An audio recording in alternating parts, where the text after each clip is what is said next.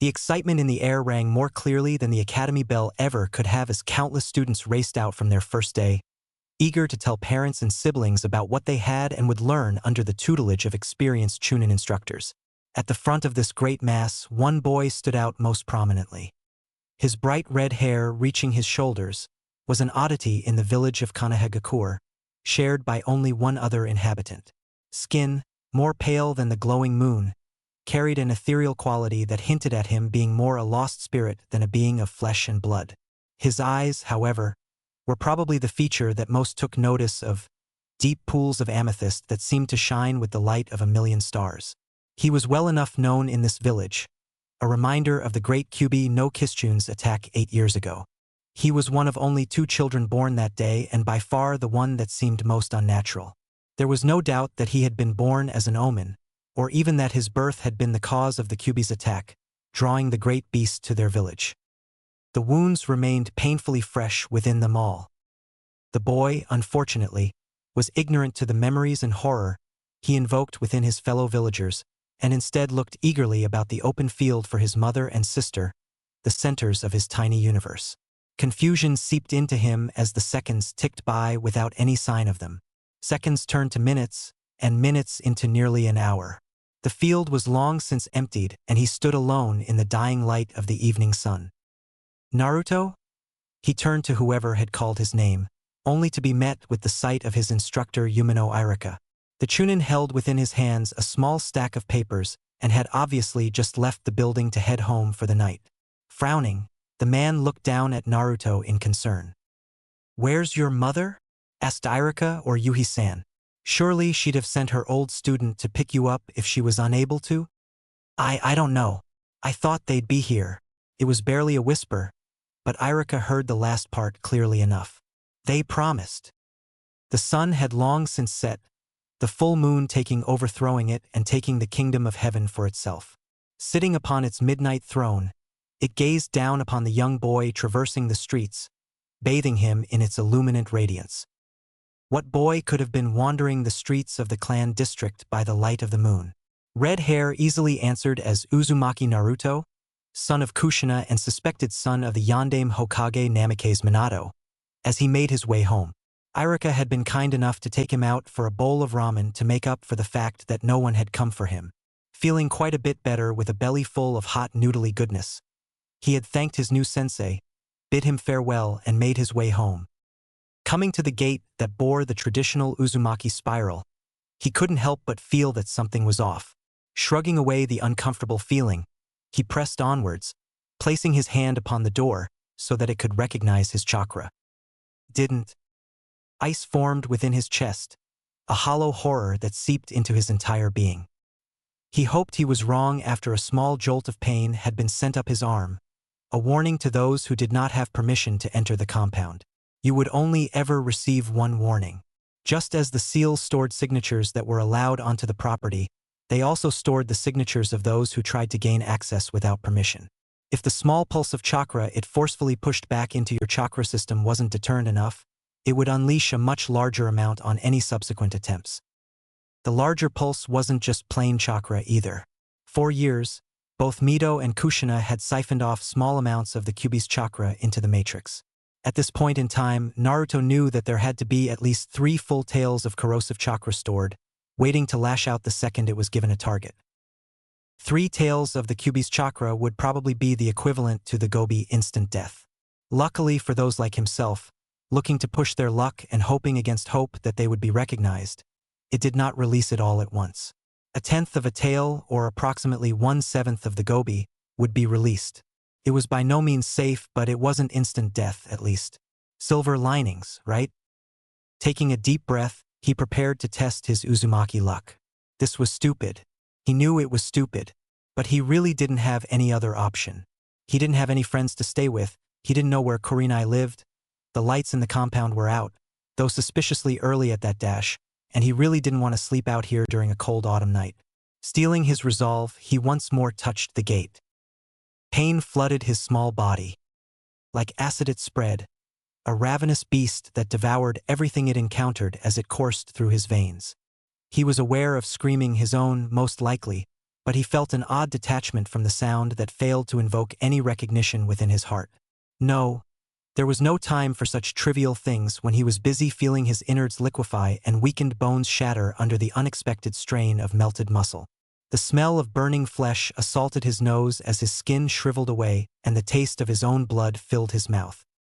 Perhaps he should have slept outside tonight instead, taking chances with the freezing temperature no Kuni's autumn nights were known for.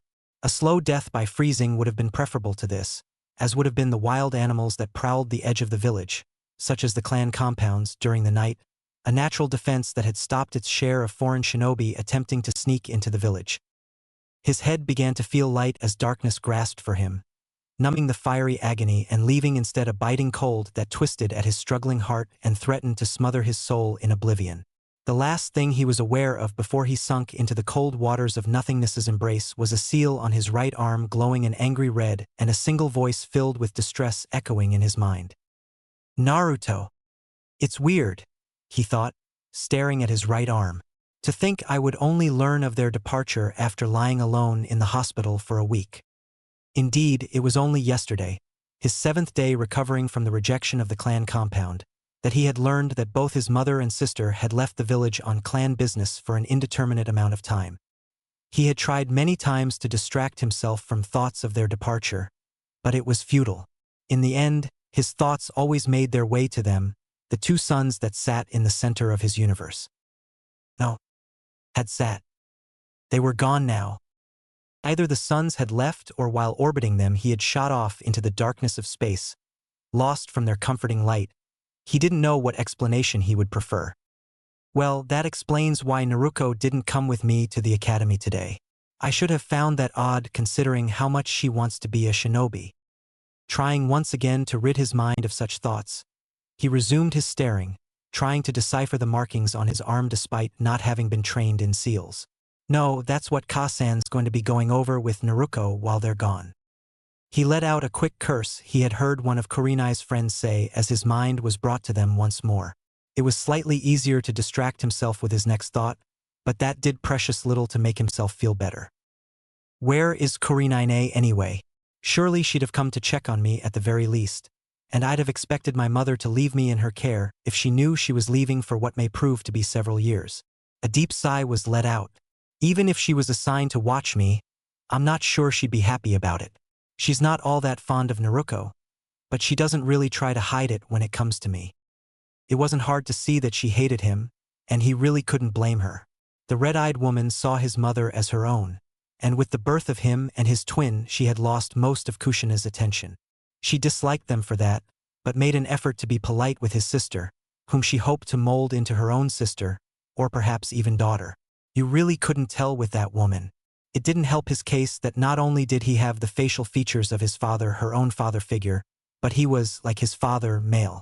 Kurenai had always had trouble with men, never feeling safe or comfortable in their presence, and to her he was no different, despite resembling his father to such a degree. She had only ever felt comfortable with Minato, and it probably wouldn't be too far off to assume she had harbored feelings for the older man. In fact, the fact that he reminded her of the love interest she lost wouldn't give him any points in her book either. Hell, with his absolute lack of Uzumaki luck, he wouldn't be surprised if she felt his very existence was mocking her, taking from her everything she held precious in her life. In that case, maybe it was better if they didn't interact, especially with his mother and sister gone. She really only ever tried for their sakes. Without them their interactions could quickly sour. So, for both of their sakes, and the sakes of Naruto and Kushina, mutual avoidance should prove the best course of action. Using his left hand, he gently massaged the bridge of his nose. Thoughts like this were getting him nowhere. His arm captured his attention again, drawing a frown. The seal itself, evidently, had already been there, rather than being a result of the compound's gate. However, the gate had made it visible.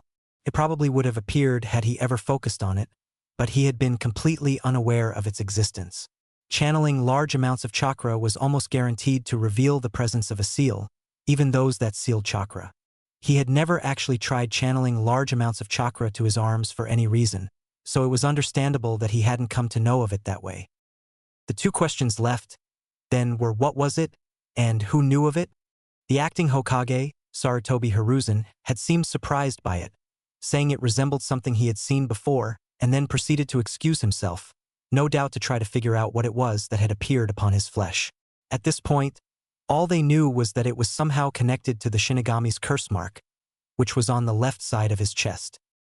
Considering that fact, it was likely related to the sealing of the Kyubi no Kitsune, which currently resided within the 8-trigram seal on his sister's abdomen. Known to most within the village, his sister served as the cage for the mighty Biju. Known to far fewer, he was the warden. The seal on his sister was not so much a seal as it was a pocket dimension anchored to this world by her chakra system, keeping the Kyubi somewhere they could watch over it.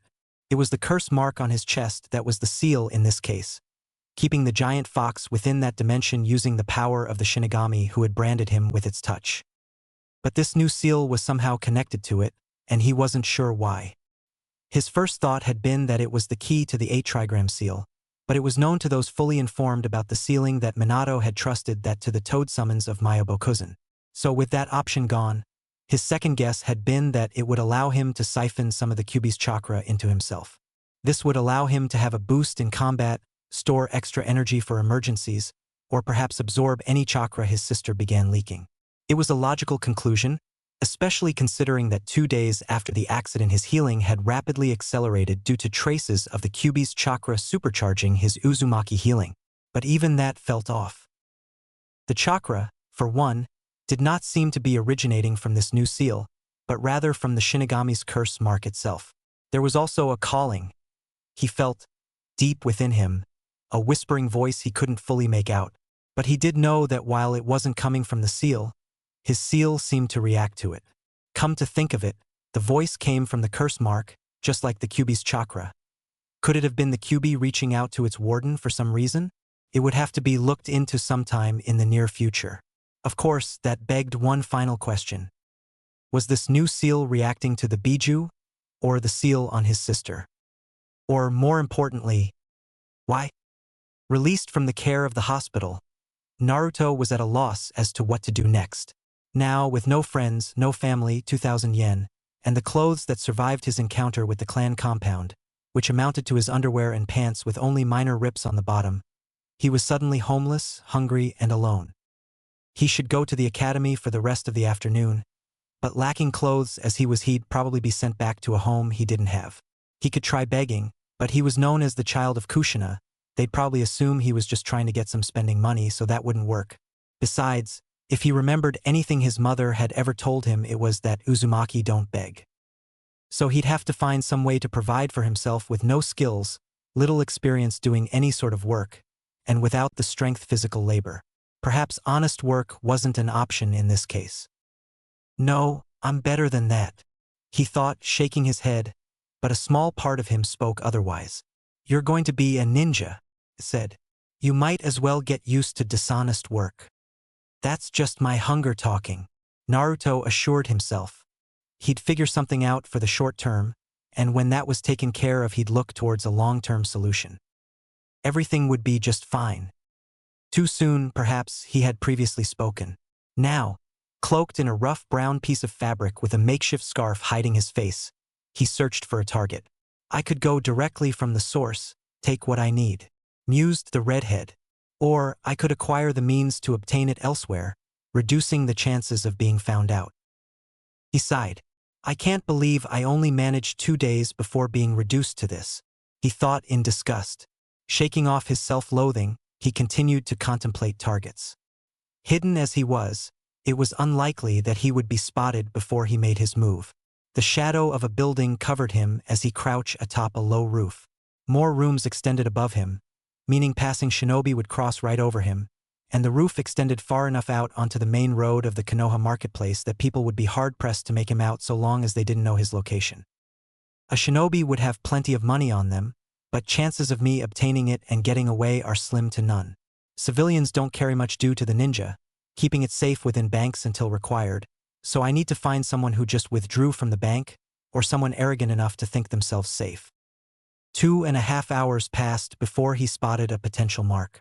The man was not small, a walking mountain of muscle, and he carried himself with confidence. Tattoos covered almost every inch of his visible skin, and he seemed quite pleased with himself. A quick glance to the building he had left revealed a bar. Drinking?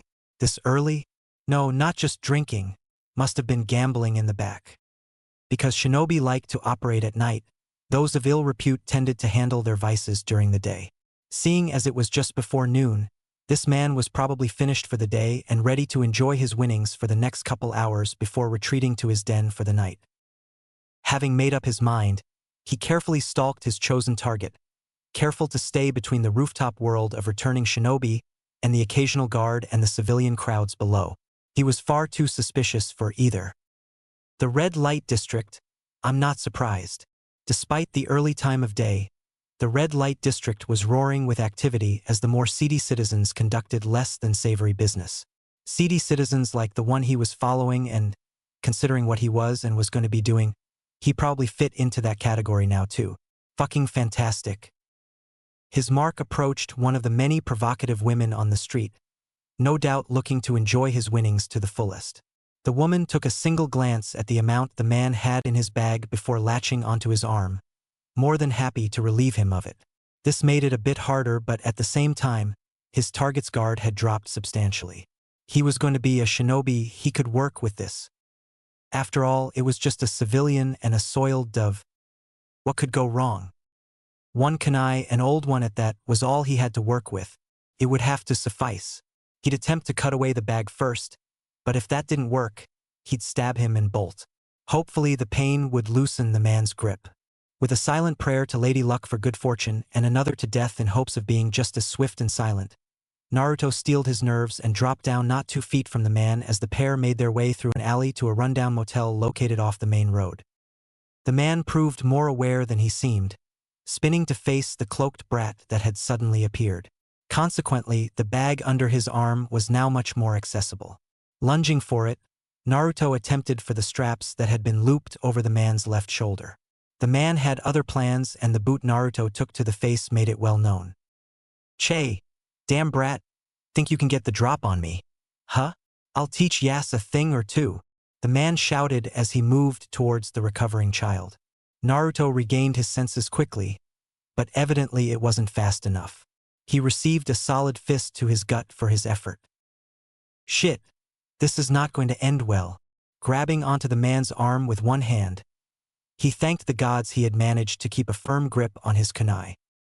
His first swipe went for the arm, which was ripped back violently, and while the man held his new cut and spewed a string of venomous curses, Naruto kept going, lodging his blade within the man's gut. Unfortunately, it would not be that easy. With a mighty roar, the muscled mountain charged, knocking Naruto into the wall. While it had held thus far, that was the last his disguise could take as his scarf pooled at his feet and his hood was jostled off his head of red hair. Huh? The Uzumaki brat? What? Did your whore of a mother not give you enough pocket money today, boy? Asked the giant before spitting at the boy's feet. Well, it doesn't matter now. You choose poorly when you made me your mark, and you lost any chance of escaping with a good beating and a lesson learned when you lodged this dash. He pulled out the kunai and tossed it at Naruto, hitting him in his left shoulder. In me. Say your prayers, fool. This is your end. He reached down and plucked him up by the neck, grabbing for the kunai to finish the job. He was ill-prepared for the small foot that made contact with his manhood. He dropped the boy with a howl, temporarily falling to his knees, but it was enough time for Naruto to get into a favorable position. With adrenaline pumping through his veins and his life on the line, he didn't hesitate when a voice shouted, "End him!" His foot moved in a flash, kicking his scarf back up to him, and the boy wasted no time twisting behind and wrapping it around the man's neck, pulling tight. While the man struggled to breathe, the shinobi to be prepared to take his first kill. The kunai came out easily enough, dripping blood all over the ground, but he ignored the throbbing pain the removal brought him and instead helped the kunai further stain the ground. With one quick move, the kunai was plunged through the scarf and into the soft flesh of the man's neck. He died, unable to utter a sound, and a mentally exhausted Naruto momentarily collapsed onto his knees on the back of the corpse. His momentary respite was interrupted by a chocked, panicked sobbing. He let his eyes wander for the source, half on guard and half ready to fall asleep where he kneeled. Considering he was atop a corpse, that was a less than desirable course of action, but he really couldn't find it within him to care. Oh yeah, forgot about her. The lady of the night, or, rather, in this case, the lady of the late morning, was backed against a wall, tears streaming down her face as she stared at him in fear. Giving a weary sigh, he pulled himself up and picked up his spoils. Is this really all that blood is worth? He wanted to feel bad about what he had just done, but he really couldn't find it within him. This world really is kill or be killed, he mused, turning away from the woman and starting down the alleyway. I need this money, unfortunately, he was in the way. She needed that money too. Another part of him reminded him. He paused, frowning. He looked over his shoulder at the terrified woman. She wasn't gorgeous, especially with the tears streaming down her cheeks and mud covering the clothes she had ripped when she had fallen. But she held a rather plain attractiveness that the 8-year-old really couldn't deny. She had blonde hair cut short, probably to make it easier for her to maintain, and vibrant emerald eyes. Judging by the hair color alone, she was probably from the Yamanaka clan. There weren't many within the clans that weren't shinobi, but every so often one would be born that didn't have the desire or aptitude for it. They usually weren't well received by even their own families. It was most likely why this one was working as a prostitute. Her figure was average, with B-cup breasts and a narrow waist that widened only slightly at her hips. Light skin was fairly clean, or would have been had she not fallen on the muddy ground. She wasn't anything special, but she was certainly good-looking enough to distract a man from his worldly woes when in her company. There was something about her that called to him. He wasn't sure if it was the tears, or the fear her eyes showed. Maybe it was how she was trembling in the mud and grime, but his young heart couldn't help but reach out to her. He saw no reason he shouldn't do the same. Turning back to her, he walked until he was standing next to her, gazing down at her trembling form. Kneeling down beside her, he reached into his bag and withdrew what was easily a good 90,000 yen. Here, he urged. It's only fair you get a cut, seeing as I killed your client. Now that she knew he meant her no harm, confidence seemed to rush back into her. There was little doubt that she was of Yamanaka blood now. What's fair, little one, would be if you replaced my client. I'm not a charity case, you know. I don't accept anything I don't work for.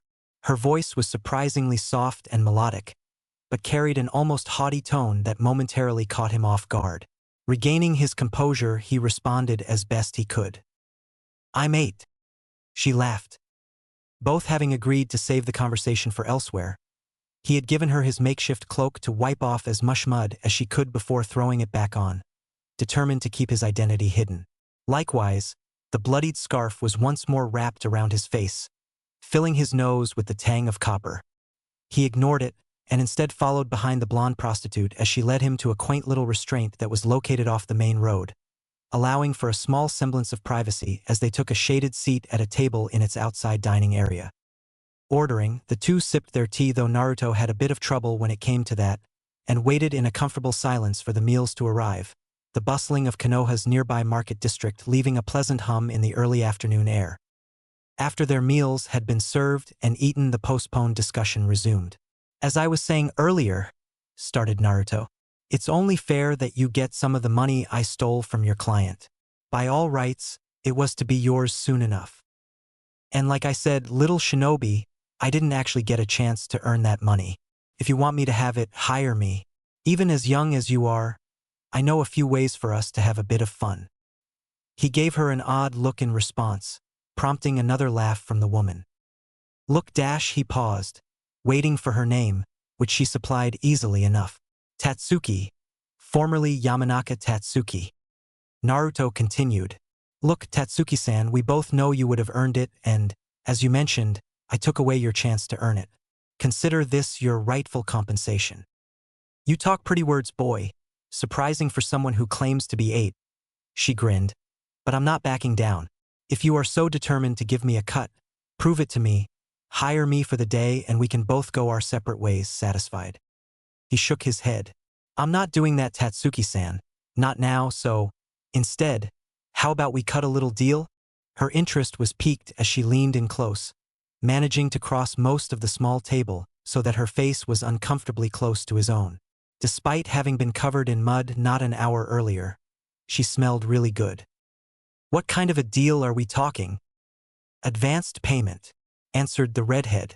I give you your rightful cut now, and give you a bit more for a reservation. When I'm a bit older, I'll seek you out to claim your services. Letting a thoughtful frown cross her face, she leaned back and folded her arms under her bust. After a moment, she gave him a sultry smirk. All right, kid, I like your style. You've got yourself a deal.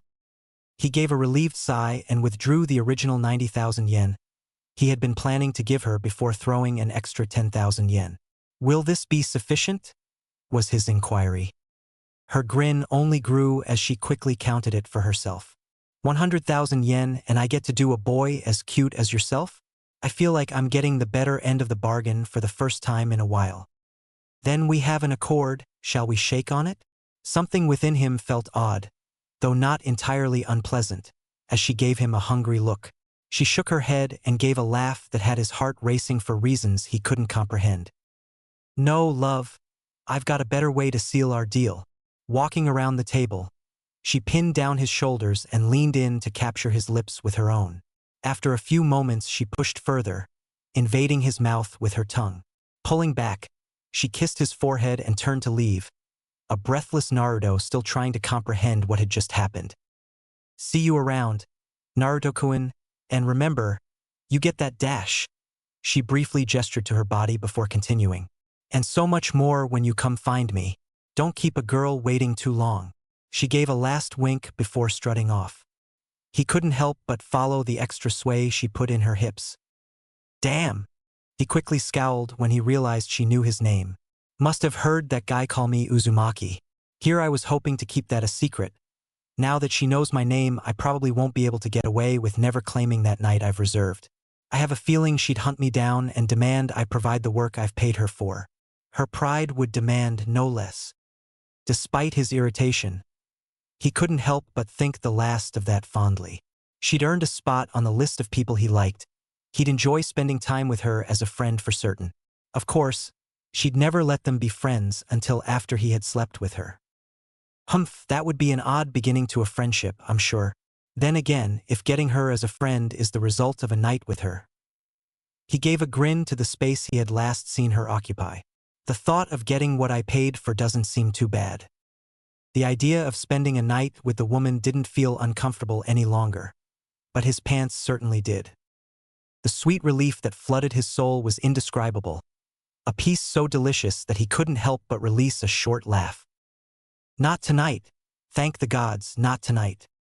For 2 weeks his dreams had been plagued by a sky of two suns, glaring down on him as he sunk deep into an ocean of oblivion, but this was different. It was by no means pleasant, but he would take what he could get. He had, for this night alone, escaped the emerald and blue eyes, hair like sunset and hair like noon, skin as soft and pale as clouds. He had been hidden from their visage in this new sanctuary, and for that he was grateful. Cold, murky water of unsanitary gray splashed around his stationary feet, gently urging him further into this world. With a soft, sad smile, he followed it through the rooms of this flooded basement, along walls of crumbling yellow and under the occasional flickering light or hole to the surface, through which came the occasional scattered sunbeam. It shields me from them, but, undeniably, they are still there.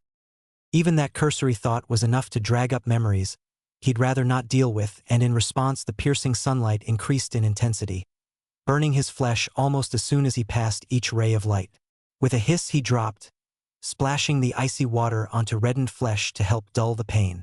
The smell of decay hit him hard, but it was drowned out by the quickly receding pain, leaving him gasping in the filth, clutching one arm, half melted, to his chest. Ka-san, Emuto, why do thoughts of you hurt so much? It had been 2 weeks since their departure, and yet his heart still ached painfully in his chest. During the day it wasn't too bad, a million distractions and other worries serving as a buffer to reduce it to a dull throbbing more easily ignored. At night, however, there was no escape under that watchful stare of the moon, or within the bittersweet arms of Hypnos. His dreams were plagued with them, his 2 sons, his 2 angels, and even the sweetest smiles that graced their faces left his soul screaming in sorrowful agony. A wretched song of misery and despair, pain and loss, and worst of all, an empty hopelessness that gnawed on his heart a little more each day. That was to say nothing for the nights in which their smiles would disappear, replaced by cruel smirks or scowls of disgust. Those looks would only remind him of the questions that still lingered, unanswered. Why did they leave? Why didn't they tell me? Why was I locked out of the house? Will they come back? Do they love me? Do they really hate me? He couldn't hold it in any longer as he released a wail that shook the foundations of this strange, memory-inducing world, before he was reduced to choking sobs that racked his tiny body. As he lay trembling in the freezing water, he couldn't help but think it would have been better for him had the Kyuubi's chakra ended him on that night. Another shudder racked her body, sorrow touching her in ways that, while unsettling, were not completely unpleasant. There was a bitter-sweet quality to his suffering, his pain, and with every second her disgust with herself grew just a bit more. A sigh passed through soft ruby lips. Her head rested lazily against the cold bars of her prison. Her delicate fingers gripped the iron rods more tightly as another sob reached her pointed ears, her lips moving into a frown. For years she had resided within this new seal, growing used to the unique discomfort it provided. Unlike the previous two where she was painfully bound in her released form, now she was kept from releasing, trapped in the sewer-like basement in her default human form when she, and quite possibly the seal, knew it would be much more bearable within her fox form. Once more, a sob made its way into her chamber, telling her that the boy had yet to move, and she found her mind drifting to thoughts of him. She had known of him, of course. She was there when he had been conceived, had been with him as he grew from egg to tiny human, and she had been there when he and his sister had been brought into world. Should she be honest with herself, she didn't much like that part. She had gotten used to feeling those too, and there was a certain camaraderie with the three of them being trapped within her current jailer. But then they had left.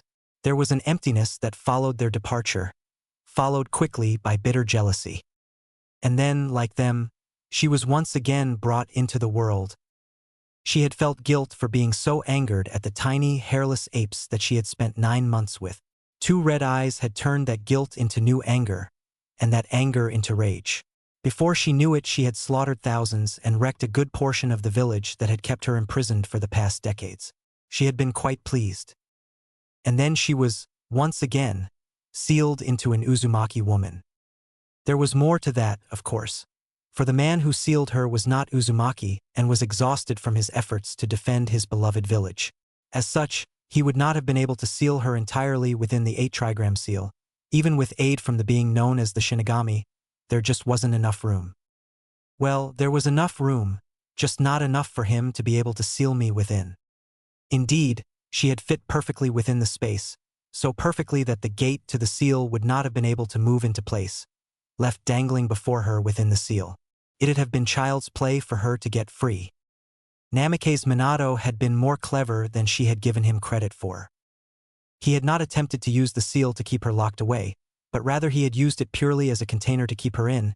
The Real lock had been placed around the entirety of the 8-trigram seal, to the point that should she somehow accomplish the miraculous feat of breaking through the first, she'd still be contained with the actual lock, a lock that was not left unguarded.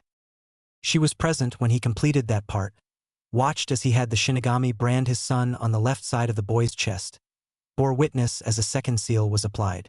Minato had actually gazed up into her eyes, pinned as she was by the great toad boss, and acknowledged her sentience as he smiled, and proudly proclaimed, "A gift, you see, from father to son. I pass on to him my greatest legacy, my final masterpiece." Even as the cold dread has settled within her stomach, she had understood. She knew exactly what that was. To think he had actually managed to finish it had been stupefying. Such a thing shouldn't have even been possible. It had no right to exist, even within the hollow dreams of mankind. It was something that encroached upon the realm of the gods themselves. Something only confirmed when the Shinigami bristled at the sight of such a seal, as small as it was to begin, being placed upon the child's right forearm. "Look upon him, great Kitsune," Minato had begun, "and bear witness unto he who shall be your warden. Feast your eyes on this fragile innocence and realize that with every simple breath he draws, he defies the very realms of heaven." To this day, she still couldn't decide if he was mocking her or simply speaking as a proud father. But she knew, regardless, that he had spoken the truth. So much so that she had not even attempted to break free from this place. It was beyond hopeless. That's what brought her here now, trapped within a cage beneath whatever this building was supposed to represent, sealed within a young girl, and listening to that girl's brother as he emptied the pain of his heart into her prison. I suppose that means there are now two of us who suffer in here. Suffering brought her mind back to the past years she had spent in here. Yes, she had suffered, but it had been more her pride than anything else. Here was a boy whose pain filled the seal and, if she didn't know better, she'd say the seal itself was enjoying it. Another feeling filled her, one of warmth and happiness, a carefree breeze under the summer sun. Indeed, it was a sun, one of the suns that the very thought of had driven her warden to this state. Quickly, his own pain drove that feeling from her, and just as quickly it returned. To think that he was here, wishing her chakra could have just ended his life while his sister was of gallivanting across the elemental nations with their mother was just sad. Now that she thought of it, however, the QB had never really felt any sorrow or pain over these years until she had found herself connected to her warden. Just as he described her, his sister was like a small sun, always warm and happy. Even now, knowing they had left her brother behind, she was as cheerful as the spring. So, for 8 years she had felt nothing but the joy of her container. It had always sickened her to know her jailer was so carefree while she was trapped down here in the darkness. And then he had crashed into the seal, struck by some of the chakra that had been siphoned off of her for years. She had called out for him, in both surprise and alarm, as her senses were flooded by what it must have been like to be burned alive by her own chakra. She was more surprised when the connection remained, his own part of the seal using her chakra as a medium to bind the two together through space and time. His feelings had proceeded to flow through the connection. Confusion, fear, sadness, and worry. She felt his adrenaline spike as he fought for his life in that snatch and run gone wrong, felt his relief and weariness when he had ended it, and had even felt the small spark of hope and happiness when he made acquaintances with the prostitute. Sadness, however, was the most prominent of feelings, nearly drowning her, and even though she was focusing only on his feelings lately, the occasional spike of happiness from his sister would manage to come through. The strange mix of gladness and sorrow was tantalizing to her. A little guilty pleasure she would never admit. She had come to enjoy his sadness both for that and for the change in her otherwise stagnant environment. But she did not take any pleasure in the fact that he was sad, suffering alone when he had spent the entirety of his life in the company of those he loved far more than himself. Kushina, if only you could see the pain you bring your son. She had killed millions in her time, and yet she gave a snort as she thought, I could probably be a better mother to him than you. She froze at the thought. The very notion was ridiculous, unfeasible, incomprehensible, but maybe, just maybe, it might work. To not just befriend her warden, but to gain his complete trust by replacing his 2 sons with herself, to become the guide he so desperately needed at this moment, to become the mother of this human child. Well, we'll just have to see where this goes now, won't we? Crimson eyes flashed eerily as a chilling grin parted her ruby lips. Sarutobi Hiruzen was not pleased, but he could not fault them, no matter how much he wanted to. Uzumaki Naruto was a civilian, despite his clan, and thusly the hospital had no duty to inform him of the boy's release a fortnight ago. The QB's chakra mixed with his Uzumaki healing factor had left him in the clear. With no reason to hold him any longer, they let him go, without informing the Hokage.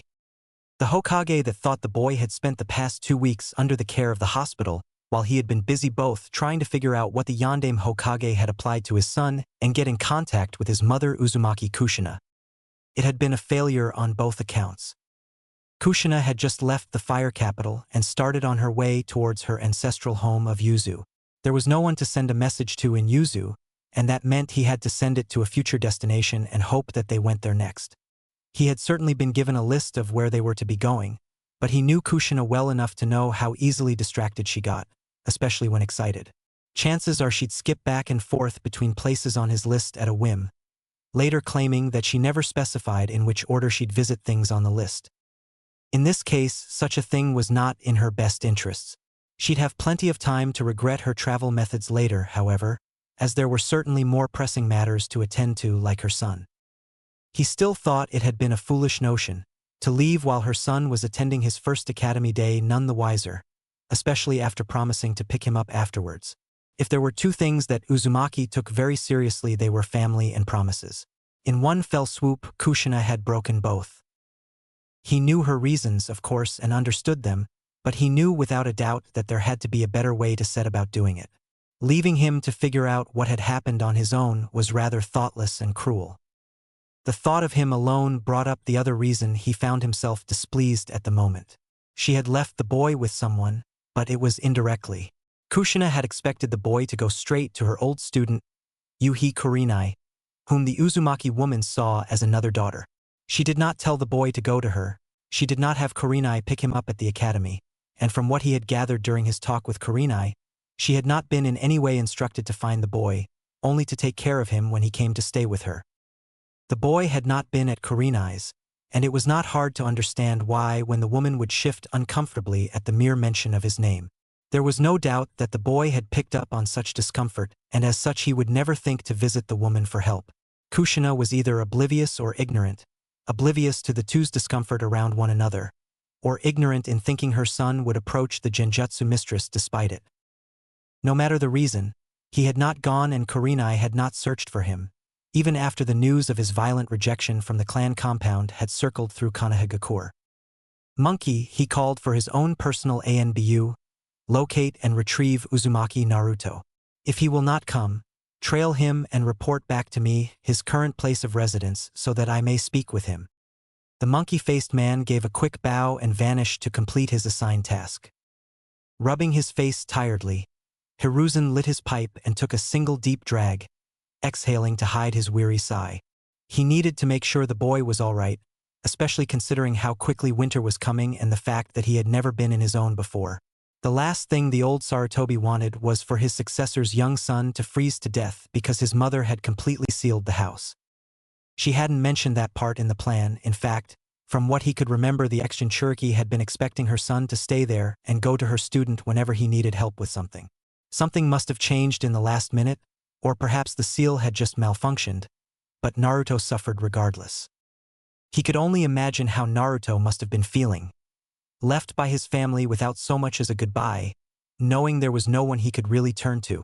Well, mused Hiruzen, he could have come to me, though I suppose going to the Hokage because you find yourself homeless and alone sounds rather odd.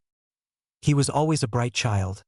He would think better than to bring something he thought of as unimportant to the rest of the village's well-being before me. We were never close enough for him to think of me as anything more than the Sandaime Hokage. It was a sad truth for the man. He had always been close to the boy's mother and had become akin to a surrogate grandfather to the young Naruto, but there was always a distance between himself and young Naruto. It may have stemmed from treating the boy in the same manner as his sister, like a child of his age, instead of like the mature young man he was. It may have been because the boy really didn't reach out beyond his family, not needing anything else in life, but Hiruzen suspected the distance may have been caused because the boy did not see him as Sarutobijiji like his mother and sister, but rather as his future commander. In his presence, Naruto would never meet his eyes, always kept them focused to the floor or, when addressed, the wall behind the Hokage's head, staring straight forward. The young boy bowed every time they met and saluted every time his name was called. The boy had an almost unsettling air of professionalism when within the presence of his Kage, and while Hiruzen may have wished for more of that from his shinobi, it left a bad taste in his mouth for one so young to do so, especially considering how close he considered himself to the child's family. He drove such thoughts from his mind with another deep inhalation of smoke. It's not the time to focus on that right now. All that matters is that he's safe and, if possible, happy. The boy wasn't much of a child before they left, probably trying to be the man of the house, but with them gone, I fear his childhood will be quick to follow. Hiruzen didn't want that, not in the slightest. He wanted all the children of his village to enjoy a happy upbringing, or at least one in which they could be the children they were. 8 years old would be far too young for a child to die, and is much too soon for a man to be born. Hiruzen prayed that some of the boy's already fading innocence might still be saved before a boy was lost and a man emerged. He did not have much faith in his prayers. He was never a child, just sheltered. Perhaps it would not be entirely a bad thing. With that thought in mind, he leaned back in his chair, unsure if the creaking was from the furniture or his old bones, and waited patiently for his ANBU to return. How hard could it be to locate one young boy, even if the sun had hidden itself beneath the horizon? He gave a slight chuckle. It might actually prove a challenge for his ANBU, and one they may or might not appreciate. No matter, he thought, staring out his office window at the nightscape of his beautiful village, if they can't find him tonight, they'll certainly find him at the academy in the morrow. Irika hasn't raised any hell about a missing student, so I can only assume he's been attending. That actually brought a frown to his face, and he had to wonder if the young Chunin even knew Naruto had been released. He'd have to look into it soon, especially if his ANBU somehow failed to locate the boy. He knew, however, that monkey would recruit every registered shinobi and possibly even a large handful of civilians in his search for the boy before even considering reporting back empty-handed. That's why he chose him, after all. "You sought my presence, Hokage-sama?" asked the boy, one arm behind his back and the other held horizontally before him in the standard Konohagakure salute. The Sandaime sadly gazed upon him, taking in the clothes he had purchased and the body language the Namikaze heir displayed. Gone was the white shirt and green cargo shorts combo, the boy's only remaining pairs of such an outfit locked within the Uzumaki compound. Black cargo pants covered his legs, pockets bulging with items unknown to the Kage, tucked neatly into rather unshinobi-like boots. The boots weren't new, probably found discarded or within a second-hand store around the village. A tight blue shirt hugged the boy's lithe frame, probably a good 3 sizes too small, but it did its job well enough. The sleeves were gone, and whether it had originally came without them or if Naruto had taken it upon himself to cut them off, the old Sarutobi couldn't discern. There was a single blue glove, much like those favored by Jounin, which was worn on his right hand, from under which white cloth traveled up the boy's arm and disappeared into the shirt, wrapped tightly to hide the strange seal he bore. Worn horizontally across the small of his back was a cylindrical bag which probably carried all of the unfortunate boy's worldly possessions. The Sandaime knew that instead of lying idle, the boy's left hand, the one behind his back, was probably resting within the bag, ready to grab some sort of weapon he had come across over the past 2 weeks. Considering how common they were around here, it was probably an old kunai tossed out by its previous owner. Of course, being a shinobi village, the previous owner knew where it had been left just in case. "I did indeed, Naruto-kun. When I learned that you had been released from the hospital so soon and had not been staying with Yuhi-san, I found myself concerned with your well-being. Though you seem to be doing all right on your own, much to my pleasure and surprise."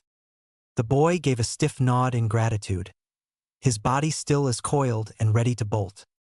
Hiruzen had thought this odd at first, especially when the young boy's body language showed him to be ready to bolt towards the desk, but he had understood once he remembered that he had opened his window earlier that morning to enjoy the morning air.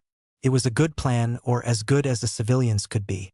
There were far fewer ANBU outside of the building, and the chances of disappearing within the throngs of people were pretty good, even with his unique hair. Of course, it hinged on getting past him, the god of shinobi, so maybe not that great. Unless, he mused, he had been planning on using surprise to escape in the case he needed to escape. It was better, then, if the boy thought such might be necessary, to keep him from knowing they were onto him. Such knowledge could easily make him feel like a caged animal. The boy had enough troubles without that. And then his ANBU had to fuck it all up. He had been aware of it, of course, their hands covering the lower parts of their faces, trying not to laugh at the little boy who was so ready to flee. Monkey, hiding in the corner of the ceiling, had learned enough about the swift child when trying to fight him, and so he found the situation amusing. Bear, who was near the door, was trying not to chuckle at how much they boy seemed to scream rookie shinobi, despite being an untrained civilian. Cat, watching from behind her Kage, had to stifle her giggles, finding Naruto and his mannerisms to be absolutely adorable for such a cute little child. Perhaps they had just grown lax in these times of peace, or they had become overconfident in the rudimentary genjutsu that hid them, but whatever the case, they weren't nearly as quiet as they thought they were. Instantly, Naruto's eyes darted to the 3 places the ANBU occupied, slipping out his kunai and spinning his back to the window to keep all 3 places in sight in a single smooth movement. His right arm remained in its salute even as the kunai was brought to his side by his left. He backed up slowly, ears strained for the noises that had suddenly cut off, leaving only a horrified silence in their wake. "Hokage-sama," called the boy, his voice coming out crisp and clear despite the hint of nervousness that wavered within it. "Three unknowns within the perimeter. Identify your kin." It was old, archaic even, and the old Sarutobi found himself caught off guard by the Namikaze heir's use of such a line from the time of the warring clans. Kushina must have kept books on such subjects within the compound library. Considering the amount of time she spent in it, it was only natural for Naruto, who spent most of his childhood glued to her leg, to have read quite a lot despite his young age. "Hokage-sama." It was a final call, a last warning. This was not a request, but an order. If they had been a common enemy, the Kage would have answered immediately in the negative. If they were Hiruzen's shinobi, he'd have answered in the affirmative. By not answering, Hiruzen acknowledged them as his own but refused to inform Naruto, which meant both the unknown shinobi and the Kage himself were hostile. As it is, even answering after that warning would mean Naruto would remain especially wary of everyone else in the room. What a time to be stupefied by the actions of an 8-year-old boy. Holding up one hand, the Kage explained, "It's all right, my boy, those are my personal guard. As it is, I'm rather disappointed that they were found out so easily. You have nothing to fear." The boy was still skeptical, rightly so, but responded properly regardless. "I understand, Sarutobi-sama. I apologize for my reaction.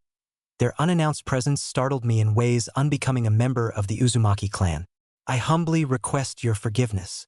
Despite his words, his head remained high and he made no move to put away the kunai even as he returned to his previous position. "Of course, Naruto, I understand completely. It is I who is at fault for neglecting to inform you of their presence during our meeting." While he said this with a smile on his face, internally the Kage winced. He knew the cold, dead tone that apology had been given in was simply because Naruto was quoting it from a book and trying to remain professional in the presence of his Kage. But it felt wrong to hear it from a boy so young. There was also the matter of how he had been addressed. No longer Hokage-sama, but as Sarutobi-sama, which meant the child wasn't seeing him as the Hokage, but as the head of the Sarutobi clan. That hesitance he had when he heard the boy say something so unexpected had just cost his entire clan the trust of Uzumaki Naruto, heir of the Namikaze. It truly was as if the young man was of those dark ages known as the clan wars. Had a child's will of fire been put out so quickly, breaking down the village into separate clan factions? Perhaps the hidden villages were a bad idea in the first place. The idea of peace and security was great, but because it was an entity made of smaller groups who had been together for generations, the ties of blood were far stronger than the ties made when they wrapped that plate of steel around their heads. For shinobi, it always had been clan over comrade. Giving a sigh, the old Sarutobi decided to make an effort to meet Naruto's mannerisms. It was a good thing he was known as the professor. "I know that you and your clan are currently faced with difficult times, Naruto Dano. Is there some way your Konohagakure comrades, the Sarutobi clan, might be of assistance? My failure to inform you of my guard was shameful, and I would hate for it to reflect upon the members of my clan. There, Naruto-kun, the ball is in your court. How can I help you?" It might be considered a little underhanded, but this was the best way to help the young man before him. By making it a clan matter, he would have to choose something lest he slight a clan that was attempting to make amends. Such would bring shame to his own clan, or it would have back in those days. Now it wouldn't get more than the occasional rude gesture on the street that would be laughed off. Naruto seemed to be thinking about it, which meant he was well aware what was happening. Hiruzen really wanted to know just what the boy had been reading within that compound. It was fascinating to be reenacting the clan interactions from the wars that occurred nearly a century ago, especially when his political mock opponent was a young man no older than 8. The professor within him was almost giddy. "Yours is a gracious offer, great monkey of Hai no Kuni. Truly you bring pride to this strong tree which stands tall above all the forests in the world." Hiruzen couldn't hide his shock, or the grimace that came afterwards. The ANBU couldn't believe what they were seeing from their Kage, but he knew he had not been met, but raised one. To speak in such a manner, incredible. How does this 8-year-old know pre-chakra customs? I have indeed underestimated both the Uzumaki library and this incredible mind. Another thought crossed his mind which caused him to grimace again. Danzu would just fucking love to meet a boy who referred to Konoha as a strong tree, and acted as if he were in the times of the ancient clans. Hiruzen decided it would be best to keep them from meeting. Evidently taking Hiruzen's grimace as a sign to continue, Naruto went on. These forests and fields are well kept by your clan, Great Monkey, and I would be honored to help remove that which careless shinobi leave in their wake. I would ask only permission to access the fields, so that I may do my part in maintaining this forest and the great tree which rules over it. It sounded fancy and good-natured, but Hiruzen knew what he was really asking. If it had been his sister Naruto asking the same thing, it would go something along the lines of, "Yo, Gigi, can I pick up all the gear people leave at the training grounds?" He may have told her no, but it wouldn't be so easy with her brother. He, Sarutobi Hiruzen, had offered the aid of his clan, and he knew that Naruto was most likely doing this in part to support himself, and also to build up his own shinobi tools which he would need for practice and out in the field upon graduation. He couldn't, in good consciences or good faith, deny Naruto this opportunity. It was like he said, too, a lot of shinobi left old kunai, shuriken, wire, and a host of other things just because they couldn't be bothered to retrieve them. At least they would go to good use now. The old monkey nodded to the boy. It would be our pleasure to give you the opportunity to aid our clan in our duty to this sacred forest and the great tree which watches over it. You have our blessing to help as you feel proper, and we thank you for your dedication to this open home of living wood which shields us all within its eternal leaves. May this place prosper under the toil of your young hands, you who would think for his clan and country before himself. You bring greatness unto your clan that the forests shall whisper through the last sunset. Go with pride on the path that shall grow strong with your passing. Your words flatter me, Sarutobi-sama. I thank you and your clan for all they have done for me and mine. I shall take my leave now, as I would return to the academy before its conclusion for the day.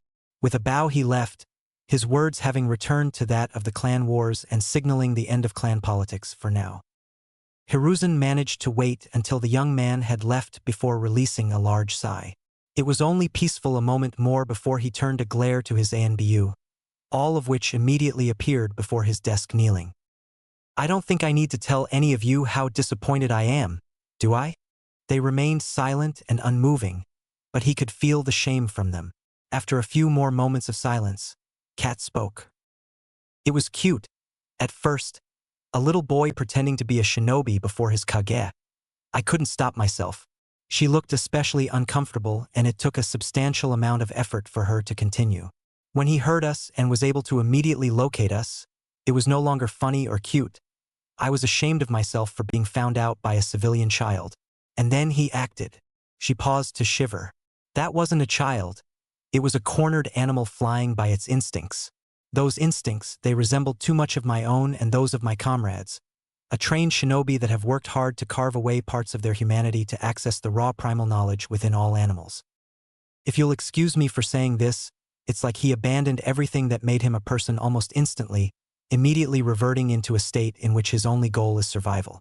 A child shouldn't be like that. Monkey chose that time to interject. He's not a child, Cat. I saw him this morning, slinking across the rooftops like a beast on the prowl. He would dive down into the crowds to receive a single yen or a scrap of cloth from the dumpsters. He's far too proud to ask for assistance from anyone he doesn't know, and he doesn't seem to know anyone well enough to receive aid in the first place. He's a wounded wolf without a pack, and that's what makes him dangerous. As much as it displeased him, the Hokage couldn't disagree. With a huff, she fell back onto the mattress, her long crimson hair splaying out around her. It had taken 2.5 weeks to make it to the fire capital to visit with the daimyo, and it was here, in a room within the palace, that she had just fallen onto her bed to rest from the journey. She wasn't all that tired, being a jounin who was nearing S rank, but taking care of Naruto while they slowly walked here had taken its toll. Her bed dipped down as her daughter flopped down next to her, utterly exhausted. Kushina couldn't help but give a small smile, which immediately had her daughter on the defensive. Hey, the girl pouted. It's not funny. I'm really tired. Not all of us can be super ninja like you, Ka-chan. Kushina laughed in response. By the time I'm done with you, you will be my little sunflower. She had brought her out here with the intent of training her to be just as strong as her mother, and as an Uzumaki she'd be damned if she didn't meet her goal. Overkill was the equivalent of yes when it came to the Uzumaki clan. Naruto giggled. rolling atop her mother and straddling her stomach. Peering down, she asked, "And Nikuen too, right?" Kushina laughed again and Naruko cheered at her response. "Yes, your brother too. When we get back I'll give him the same training I'll be giving you. It will be difficult, but Dr. Uzumaki Kushina will be the first to create the Super Ninja Big Brother Model 1 with extra warm hugs at the request of the Sunflower Princess, if it's the last thing I do." He always did have the best hugs. She had missed them on the first day away from him, the hugs and the smiles that seemed to brighten the Uzumaki household. His amethyst eyes had always sparkled with such joy and innocence when she looked at him. Her crimson hair and his father's personality had meshed well for the Uzumaki prince, and she had no doubt that by the time she got back she would have to have a stick ready to beat back the fangirls he would have received in the academy. "I wonder if he'll have a girlfriend to introduce to me when I get back." She could ask Tsunade, Hiruzen, or Kurenai to let her know, but that would ruin the surprise. She didn't want to have any idea until he introduced her to his girl. Maybe the Hyuga heiress, she mused. They would be cute together. Oh, he could get with Ayam-chan. Then my daughter-in-law could live at the compound and we'd have Ichiraka ramen every night. She giggled at the thought and Naruko shot her an odd look. "I was just picturing your brother with a girlfriend," she explained. The new look she was given was incredulous. Naruto really didn't reach out to anyone. He was a very private person when he was away from family. He'd probably have to have an arranged marriage, but was also outraged, as if she were insulted that her mother had suggested some other girl taking away her brother. Kushina found it cute. Now, Naruko, hear me out. No one's taking him, I was just thinking about him with Ayam. He'd bring her home to live with us and we'd have ramen every night." The girl's anger slipped away as she too began giggling at the picture. "I can see him sitting at the table blushing up a storm as Ayam places ramen in front of him before climbing into his lap like a little kitten." "See," teased the Uzumaki matriarch. "That wouldn't be too bad." "No," Naruko shook her head. "That would be great. Ayam really would be my Nechan." Nechan. Huh? In that case, maybe I could get him together with Kurenai, then she'd really be my daughter and your older sister. He'll be spending a lot of time with her for the next few years anyway. It would be kind of cute for him to develop a crush on one of Konoha's ice mistresses, especially when she's been taking care of him.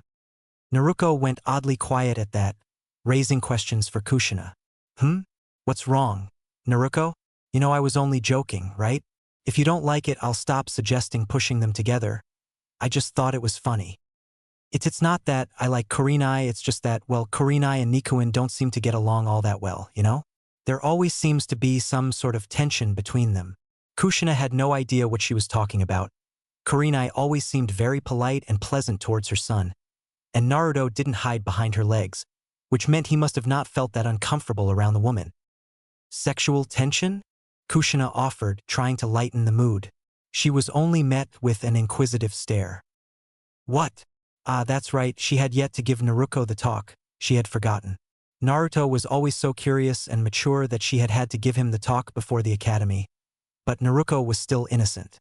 Kushina hoped to keep it that way until she became a shinobi, at least. "And nothing, dear. Just forget mommy said that. Okay?" Naruko seemed like she wanted to press the matter, but instead just frowned and gave a nod. "Okay." Bullet dodged. "Say, Kachan?" asked Naruko after a few minutes of awkward silence. "Yes, little sunflower? We're going to get Naruto presents while we're away, right?" "Of course. How will we carry them all?" Her own daughter, an Uzumaki princess, didn't automatically turn to Fuinjutsu when faced with a problem. Kushina had failed as an Uzumaki. Sitting up, Kushina walked over to the bags, pulling out a scroll from which she unsealed yet another scroll. "With this, honey," she answered, holding it up for Naruko to see. It was purple, much like the eyes she shared with her son, and either edge was white. Written in red was Naruto, which was pretty self-explanatory. "Everything we get for him will go in here, that way we don't have to carry around all his presents for the next few years." Naruko frowned for a few moments, thinking, before giving a brilliant smile. "I understand, Ka-chan, but it won't have his best present in it." Kushina humored the girl with a soft smile. "And what would that be?" "Me." "What?" I'm coming back. And that's the best present he'll ever get. That's right, sweetie. I'm sure he'll be glad to have his sister back. Yep. I'm going to be Nikuin's present. A bead of sweat dripped down the side of Kushina's head as she nervously chuckled. That's great, Naruko-chan. But you probably shouldn't say it like that. Huh? Why not? The girl tilted her head to the side curiously, bright blue eyes blinking like an owl. I really don't want to have this talk right now. Things will just get awkward for the both of us, thought Kushina in dismay. Fortunately, which was actually rather unfortunately, Naruko simply shrugged and continued on with her train of thought. When we get back, I'm going to give myself to Nikuin. We'll go up to his room and I'll grab his scroll. The girl paused to frown. We'll probably make a really big mess. It will be everywhere by the time we're done. She gave a megawatt smile towards her mortified mother. But I bet Nikuin will be really happy with me once I empty his scroll of all his stuff. Then we'll clean it up together. She looked at her mother's shocked and appalled face for a moment before amending her previous statements. Oh, I'm sorry, Ka-chan. I'll let you help me empty his scroll if that's what you want. I probably won't be able to get it all out myself anyway. Your help would be great. She flashed another grin to the woman who was nearly as red as her hair. Nikuin would want to spend more time with you, too, so we can all do it together. It was decided. She couldn't put it off after that. It was time to give Naruko the talk. And Naruko, honey, I think it's time for our first lesson. Really? What is it? What is it? The girl was practically bouncing with excitement, which meant she'd be really disappointed by this lesson. This was not going to be fun, but at least she could draw comfort from the fact that Naruto would be following the instructions she left him while she was here giving her daughter the talk. His maturity really was a blessing. It's time for you to learn about the birds and the bees. For the next week, neither of the two Uzumaki women would be able to meet each other's eyes. Come now, Warden. I know my appearance is mesmerizing, but to stand there frozen is unbecoming of one of status such as your own. The Kyubi Mito, as she insisted, smiled. It was a disarming smile, one of mischief and enticement that could break down the distrust of all but the strongest of wills. Naruto, however, was not must for trust. He didn't trust outsiders before his family left him. He trusted others even less when he found himself on the streets, and he most certainly did not trust the nine-tailed fox demon whom his existence kept locked away within his sister. That didn't seem to bother her any, however, as the smile never left her face. Ah, what's the matter? Fox got your tongue? She giggled, something which he may have found cute if he didn't know she was a gigantic fox who had slaughtered millions throughout history. Her smile became a smirk at his silence. You know, she began, if you come closer, I really can take your tongue. She licked her lips. We could have a lot of fun here, you know? Another giggle escaped her ruby lips, spilling forth in a sensual melody. No one would ever know what it is my warden does to me, and I would be powerless to stop you. That is, if I wanted to stop you. Still, Naruto did not react. Pouting, she whined. Well, you're no fun, can't even play along with a girl. Do you know how long it's been since I've had someone to talk to? I might as well be alone again if you're not going to contribute to the conversation. His response spoke exactly of how much he cared for her plight. If I could leave you, I would. I have no desire to be here in your company. Oh, you're so cold, Mr. Warden. Don't say things like that, you haven't even introduced yourself to me yet. I don't plan on making your acquaintance. Didn't your mother ever teach you manners? Asked Mito, lifting one regal eyebrow in question as her pout became a displeased frown. Naruto shook his head. My mother's manners left much to be desired. She did, however, teach me not to talk to strangers. This earned him a grin from the Kyubi. Fair enough, I suppose, young warden. The smirk returned. Let's say you and I not be strangers anymore, huh? After all, we will be seeing quite a lot of each other from now on. You being my warden and all, it's your responsibility to look after me. It will be quite difficult for you to do so without actually interacting with me. You may wish to be more careful with your words. It almost sounds like you're challenging an Uzumaki. His lips quirked the smallest amount upwards, the most emotion he had shown in this encounter. In response, the Kyubi blanched. Even she knew not to challenge an Uzumaki.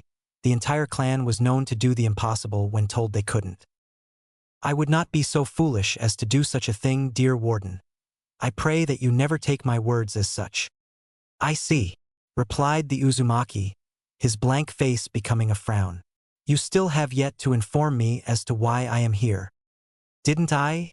Questioned the fox. I could have sworn I told you I wanted to meet you.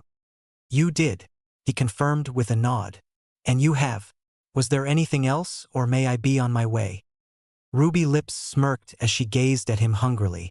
Are you asking permission from this lowly prisoner, Great Warden? I'm flattered. I was being polite, Mito. Do not mistake my manners as subservience. I answer to two people, you are neither. Oh, and here I was thinking your mother didn't teach you any manners? Were you lying to me? Such a naughty little boy you are. He was getting used to that giggle. It may not have been attractive when you thought about who it was giggling, but it seemed to fit in some odd way. Perhaps then, Great Fox, my mother has shown me what not to do. Ooh, I may have formed an opinion of you too quickly. I'm starting to like you, Warden. She placed her arms on two of the cage's bars and leaned out as far as she could, her soft smile once again adorning those ruby lips. I have to wonder then, she mused. Is that why you won't introduce yourself? I know your mother likes to let everyone know who she is and how much strength she has. I have not introduced myself because I do not wish to introduce myself. Fox, you do not need my name for me to check up on you. Already you call me Warden. I see no reason you cannot continue to do so until my death. Still so cold. I was hoping you had begun to warm up a bit to me. It's hard not to enjoy the company of a woman as beautiful as myself. She was cut off by Naruto, who interjected. I'm sure Lady Mito was wondrous company. Frowning, the Kyuubi shot him a dirty look. As I was saying, she grumbled, much to his own amusement. I thought you would be a bit more welcome to spending time in my presence, my past notwithstanding. Oh well, it's no matter. I know enough about you as it is. Naruto raised a brow. And how, pray tell, is that? To the best of my knowledge, this is our first interaction. Oh, it is, dear Warden? But you have interacted with your sister, have you not? She gave a short, mirthful laugh. I've spent a lot of time with you, Nikuin, surrounded by the memories your sister has of you. I get to experience some of her thoughts and can even view the world through her eyes, if I so wish. It takes a lot of effort, but it does get so terribly dull in here, you know? I'll have to take your word for it. However, this also means I have no need for me to introduce myself. While I may not have previously met you, and still have no desire to meet you, you have met me. But this time it's face to face, the other times don't count. She countered. Then we are done here. You know of me, have seen me, and have now spoken to me face to face. Was there anything else? I grow weary of this place. She gave a bark of laughter. You? Sick of this place? I've been here for years. How do you think I feel? Pausing, she frowned in thought, staring straight into his eyes. You know, Warden, it is your job to care for me. This prison she gestured about their surroundings, is not really suitable for a prisoner, especially one of my standing. Surely you would not be opposed to a bit of remodeling? Nothing complex, just something basic would be a welcome change. A bed, perhaps, maybe even a square of concrete raised above the water so that I can be dry? You can't be so heartless as to leave a poor woman to rot within this filth. He gave his own thoughtful frown, mulling it over. If she spoke truthfully, and he really couldn't find any deceit in her words, then he was her keeper. He knew that the seal on him kept her within, but he had always thought of his sister as the jailer. He was just the lock. Perhaps, then, he had been failing his duty for all of these years. She may have been a great beast of destruction, but she was also the most powerful being on the planet who had been imprisoned for years before getting a chance to lash out at her captors. More than that, though, she was his responsibility. She was his. He liked the sound of that. Here she was powerless, helpless, needing someone to help her in her time of weakness. And he could help. He could take care of her. He had always been fussed over by others, but the prospect of looking out for someone else made him almost giddy with excitement. How would I go about changing things, Mito? He asked. His voice had softened, no longer the frigid, uncaring tone he had used for the entire encounter. Knowing that she had obtained this small victory, Mito smiled. "You're the warden, will it so?" Then she added, "Even if that doesn't work, that new seal of yours should have no problem changing this place." She instantly had his undivided attention when she said that. "You know of this seal, Fox?" he asked. "Tell me, what does it do? What is its purpose?" She wagged a finger at him. It's not my place to tell you. Can help you change this place, but that's all I'm giving up. You'll have to discover its secrets on your own." He frowned but nodded nonetheless. "Very well. It is, after all, my responsibility to bear, just as you are." With a thought and a wave of his hand for dramatic effect, the world around them rippled in and out of existence, morphing to his desires. A large slab of black marble rose from the water, covering a large area on either side of the gate, but allowing the water to flow freely along the wall. The room, once bright from an unknown source of light, dimmed considerably even as silver torches grew from the repairing walls and came to life with green flames. The great gate that once was the focus of the room disappeared, leaving only a band of gold along the floor and walls to signify the barrier that was still there. Over that gold band shimmered into existence a grand dining table of dark wood clothed with a length of crimson silk. A gold candelabra appeared dead center, casting faint light with its red flames. Only 2 chairs formed, one at either end, with high backs and intricately carved armrests. Taking a seat, Naruto ignored Mito's amused grin. He reached for a glass bottle before pouring it into 2 glasses, one of which he slid all the way down to her own seat, the physics of this world changing to ensure his desires were heeded. As he reached for his glass, his clothes melted away, reforming into a black suit that was more fitting for the atmosphere. Once Mito took her own seat, her attire likewise changed, going from a simple red kimono to an elegant red ball gown. "All of this for little old me?" She grinned. "You shouldn't have." "No, I shouldn't have," he agreed, taking a sip. "But I figured this was fitting for one of your status." "See," she teased. "I knew you were warming up to me." He gave a snort in response, but did not disagree. She was indeed growing on him, and fast too. Much like Tatsuki now that he thought about it. What was it about these women that allowed them to worm their way into his heart so effortlessly? Satisfied that he didn't speak against her comment, she took a sip herself, only to pause at the flavor. Is this strawberry lemonade?" inquired Mito in disbelief. It looked just like wine, but there was no mistaking the taste. "I'm 8. I've never had any sort of wine. I wouldn't know how to create it here," he explained, finishing off his glass and pouring himself another. "Huh, I keep forgetting how young you are, dear warden. It's hard to believe it with how you speak and act." He merely shrugged in reply.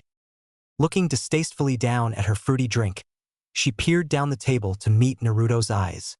"Say, you wouldn't have anything against me having a glass of blood now, would you?" When he made no notice that he had heard her, she let out a sigh and took a sip, only to spit it out as soon as it hit her tongue. "It's blood. When you asked for it. It is what you wanted, is it not?" He raised a single eyebrow at her. "No. Why on earth would you think I drank blood? I was joking." Once again he shrugged, waving a hand lazily to vanish the glass and the blood she had spit out over his table. Standing up, he spun his own glass down the table to her with a flick of his wrist. He couldn't help but grin when it moved so perfectly. "You know," he mused aloud, "I'm starting to like this place." "Oh, so you wouldn't mind coming back to visit?" she inquired, snatching up his glass and washing away the tang of blood that lingered in her mouth. "No," he answered. "I don't think I would." Naruto gave a grin as he gazed at the image of a dead woman who sat across the table, his first smile since his family left. "There are stairs behind you. They lead to your bedroom." She turned and nearly squealed at the prospect of a bed as she took note of the 2 curved staircases that led up into the darkness above. "It's been fun, Mito."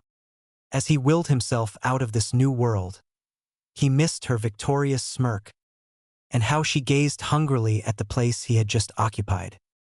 "Soon, my dear warden, you will be mine, and I will be free." Maybe she'd keep him around after she escaped the seal on his sister. Uzumaki were known for their long lives, and she wouldn't mind a bit of company for 100 years or so. It was certainly a tempting notion. Irika gave a small sigh as his eyes roamed over his class. Like every other time he had gazed about the room, his eyes were inevitably drawn to the single chair that had remained empty for what was approaching dangerously close to 3 weeks now. Of course, that was not to say the absent occupant didn't observe the lessons. He simply didn't enter the classroom. Peering out the window and into the old tree that sat just outside the building, he could see his missing student sitting on a branch, jotting down notes that had been written on the board. Everyone in Konoha had heard about what had happened to the boy, so it was easy to see he was uncomfortable with the notion of sitting amongst classmates who would no doubt bring up his recent misfortunes, especially if they learned he was now homeless. That would be a nightmare. No, instead he arrived promptly each morning before the other students and would take notes until lunch. Then, he'd disappear for an hour or two before returning to watch the end of the practical lessons.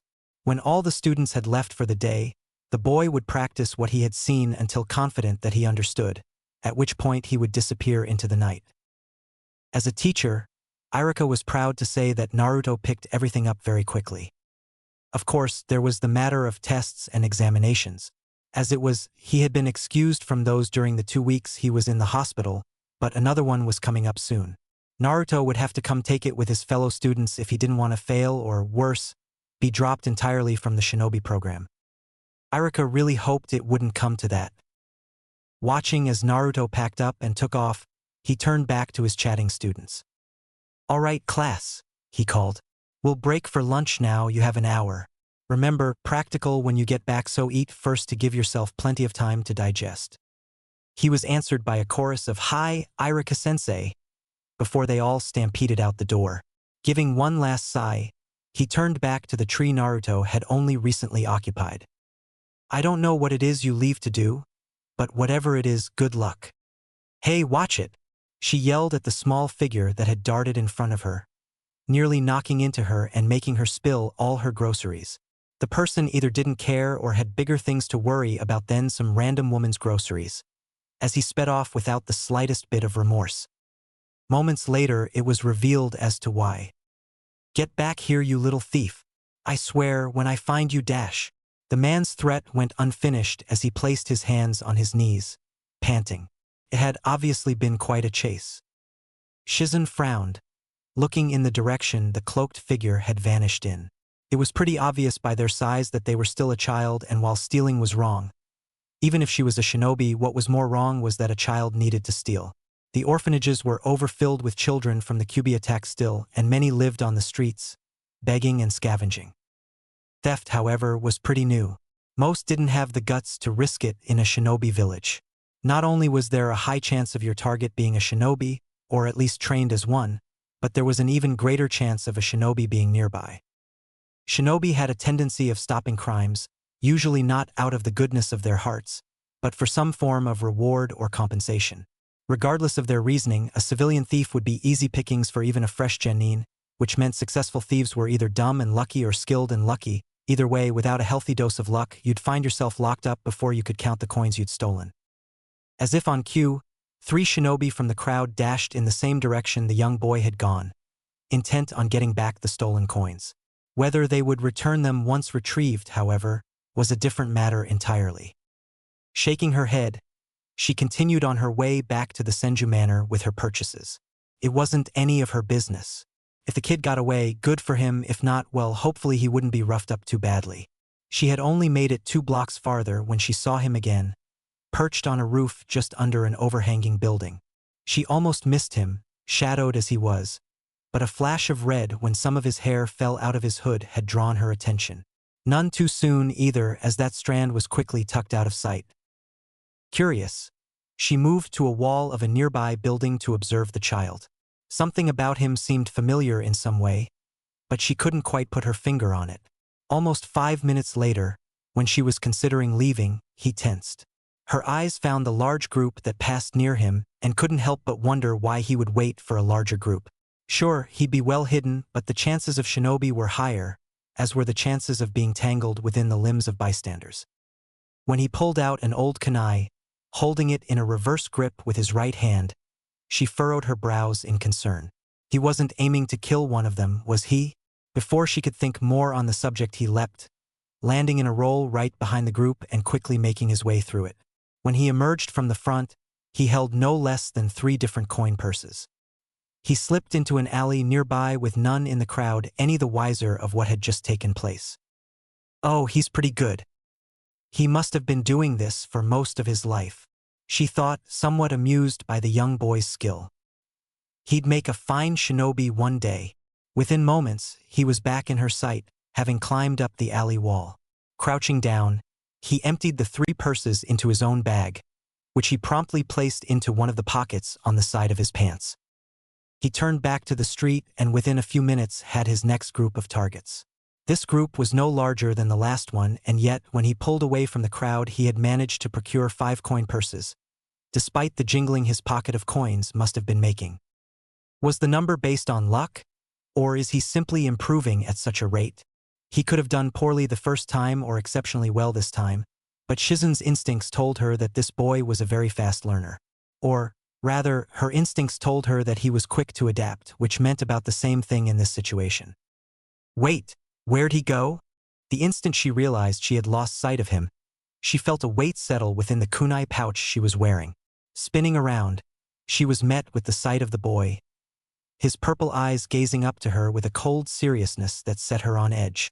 Silently, he brought a single finger to his lips. Is he bribing me? She thought in disbelief. Reaching a hand into her kunai pouch, she felt a sack of coins that she knew hadn't been there earlier. He's really attempting to buy my silence. It really was amazing because the boy couldn't be more than 8 years old, and yet here he was operating in a manner most of Konoha's current chunin couldn't accomplish. A sobering thought hit her. Why has he needed to adapt in such a way? Staring at the boy who remained still and silent, waiting for her response, she finally realized why he seemed so familiar.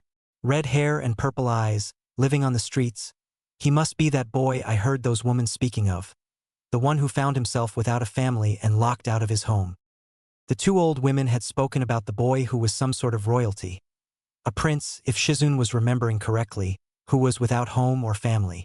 The women hadn't known why his family was gone, whether they had fled something or were dead, but they did know that the boy found himself locked out of the sealed compound. With nowhere to go and no connections within the village, he had found himself on the streets, where he could be found darting about gathering lost items and discarded scraps. He was a scavenger, like a raccoon, one woman had joked, but the other was quick to speak against it, commenting on how he prowled like a wolf, despite the state he found himself in. She also mentioned that he was far too proud to ask for assistance even if he had someone to ask it from. That would explain the coins, thought Shizun. Of course the boy couldn't bring himself to ask her to keep quiet as he tried to scrounge up his next meal, but if he gave her part of his haul, he was paying for a service, in this case, the service of keeping one's lips closed. If he had noticed me watching him, he must have been able to figure out that I'm a shinobi. It's not common for a shinobi to turn down a job, no matter how odd, so long as they are paid and it doesn't put their village in danger. It must have been the case as he was still here. He had to know if she accepted the job, otherwise he was in danger. Wait, she paused. Doesn't that make me a threat? Her instincts weren't alerting her to danger as he stood there, still but relaxed, but as she discreetly looked out of the corner of her eye, she could catch the glimpse of metal hidden slightly behind his leg. He's got his kunai out and ready, she realized. If I don't accept his payment, he plans to silence me through other means. She wouldn't be that easy to take down being a high chunin level ninja, but the fact that he was ready to do so was honestly a bit disturbing. What are we, the bloody mist? A child shouldn't act in this way, ever. She didn't care who they were, where they came from, or what their life story was. It was simply wrong to have a child acting so much like a, well, shinobi. Frowning at him, she couldn't help but feel pity for this homeless prince. Taking out the coin purse, she made a show of weighing it in her hand before nodding to him, signifying that she accepted the payment and would keep silent on this matter. He gave a grateful nod of his own before running into a nearby alley and out of sight. It would appear his work was over for the day. She didn't know his name or why he was fending for himself, but she did know that he would go places as a shinobi. Hopefully, those places would be better than how he was living now. Good luck, little thief. Despite it being barely past noon, there was already a sizable pile of empty bottles laid about around her. The Busta Blonde was far from drunk, however, having developed a rather large tolerance to alcohol over the years, much to her ire. Drinking helped her forget. The ability to drink such copious amounts without becoming drunk, without being able to forget, was not a skill she cherished. That is, in fact, why she had started at 9 in the morning. If she had waited any longer, she would not have grown inebriated enough to forget come evening. And if there was anything Senju Tsunade hated, it was being sober during the night. Because if she wasn't drunk, she'd never fall asleep. Instead, she'd spend the night lying in her bed, tossing and turning as her past haunted her with thoughts and memories she'd rather not have. Drinking let her sleep, allowing her to wake up and start the process over again. It may have been pathetic, it might not be good enough to be considered a life, but it was all she could do, and she wouldn't be stopping anytime soon.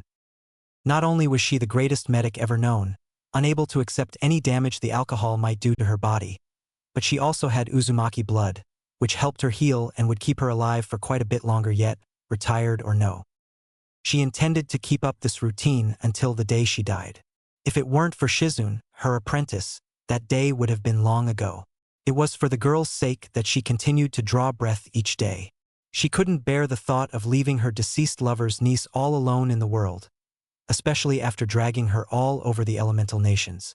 The poor medic had no friends or family besides the last Senju and their pet pig. To leave her would crush the girl. A fine way to honor the man she loved. No, she'd stay around for the girl, at least long enough for her to meet a nice man, or woman, and start a family. Then, perhaps, Senju Tsunade could die in her sleep. As the world's best medic, it would be child's play for her to shut down her body's vital functions, leading to what would no doubt appear to be a natural death. Konoha, however, had not been the plan. Sure, it would help her apprentice find friends, but she'd much rather die in some small town where no one knew who she was. Just another traveler who would be dug a simple grave and left to rest in peace. Konoha and the rest of the major hidden villages would never even know of her passing. And then came an Uzumaki, so there went all of her own plans. Uzumaki Kushina had always had a place in Tsunade's heart, even if the woman didn't show it, and she was unable to say no when the Uzumaki asked for her to come back to Konoha. For all the reasons, however, giving checkups to her son wasn't the best to call her back to Konoha for. It seemed almost lame. There were plenty of medics in Konoha who could monitor the boy's health, like whoever it was who told the red-headed woman that her son's chakra coils were having a strange reaction to the Kyuubi's chakra. Surely they already knew what was going on. There was no real need to have the last Senju come back to keep an eye on the boy's developing coils. Nevertheless, Kushina, being the overprotective mother she was, would accept nothing but the best for her son and proceeded to call for Tsunade's return. The Senju cursed that woman's ability to get her to do things she really didn't want to. So, she came to Konoha as she had promised, albeit a day late due to a run-in with some debt collectors, and now here she was, lying on the floor in some random room within the Senju compound, determined to get drunk off her ass one more time.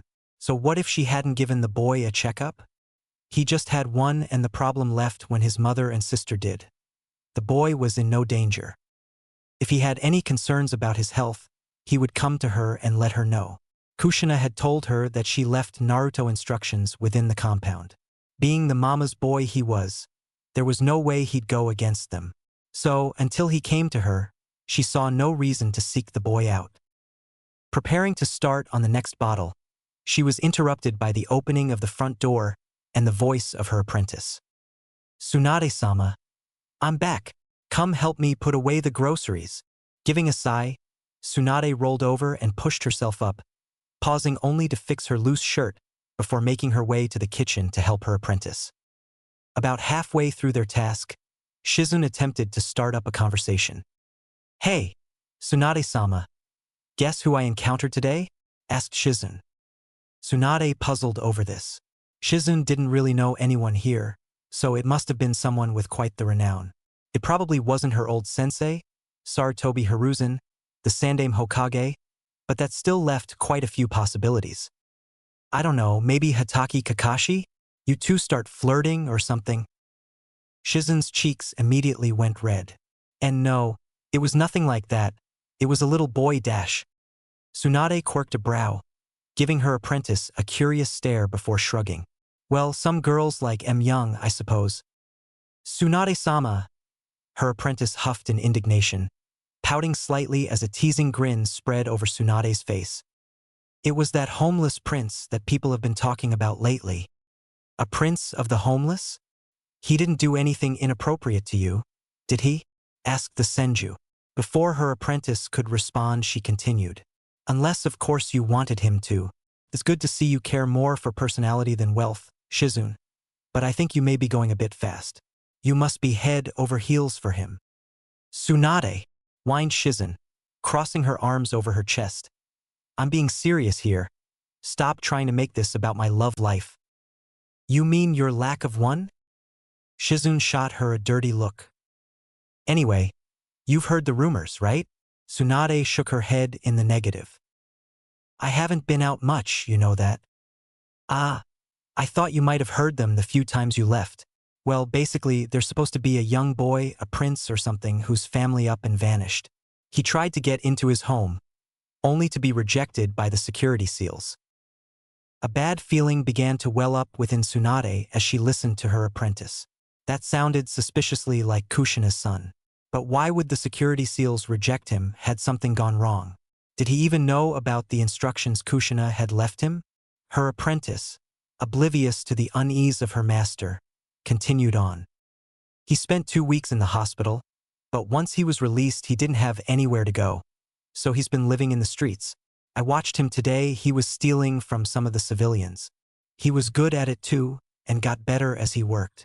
Her apprentice gave a small grin. Little troublemaker knew I was watching him and tried to bribe me.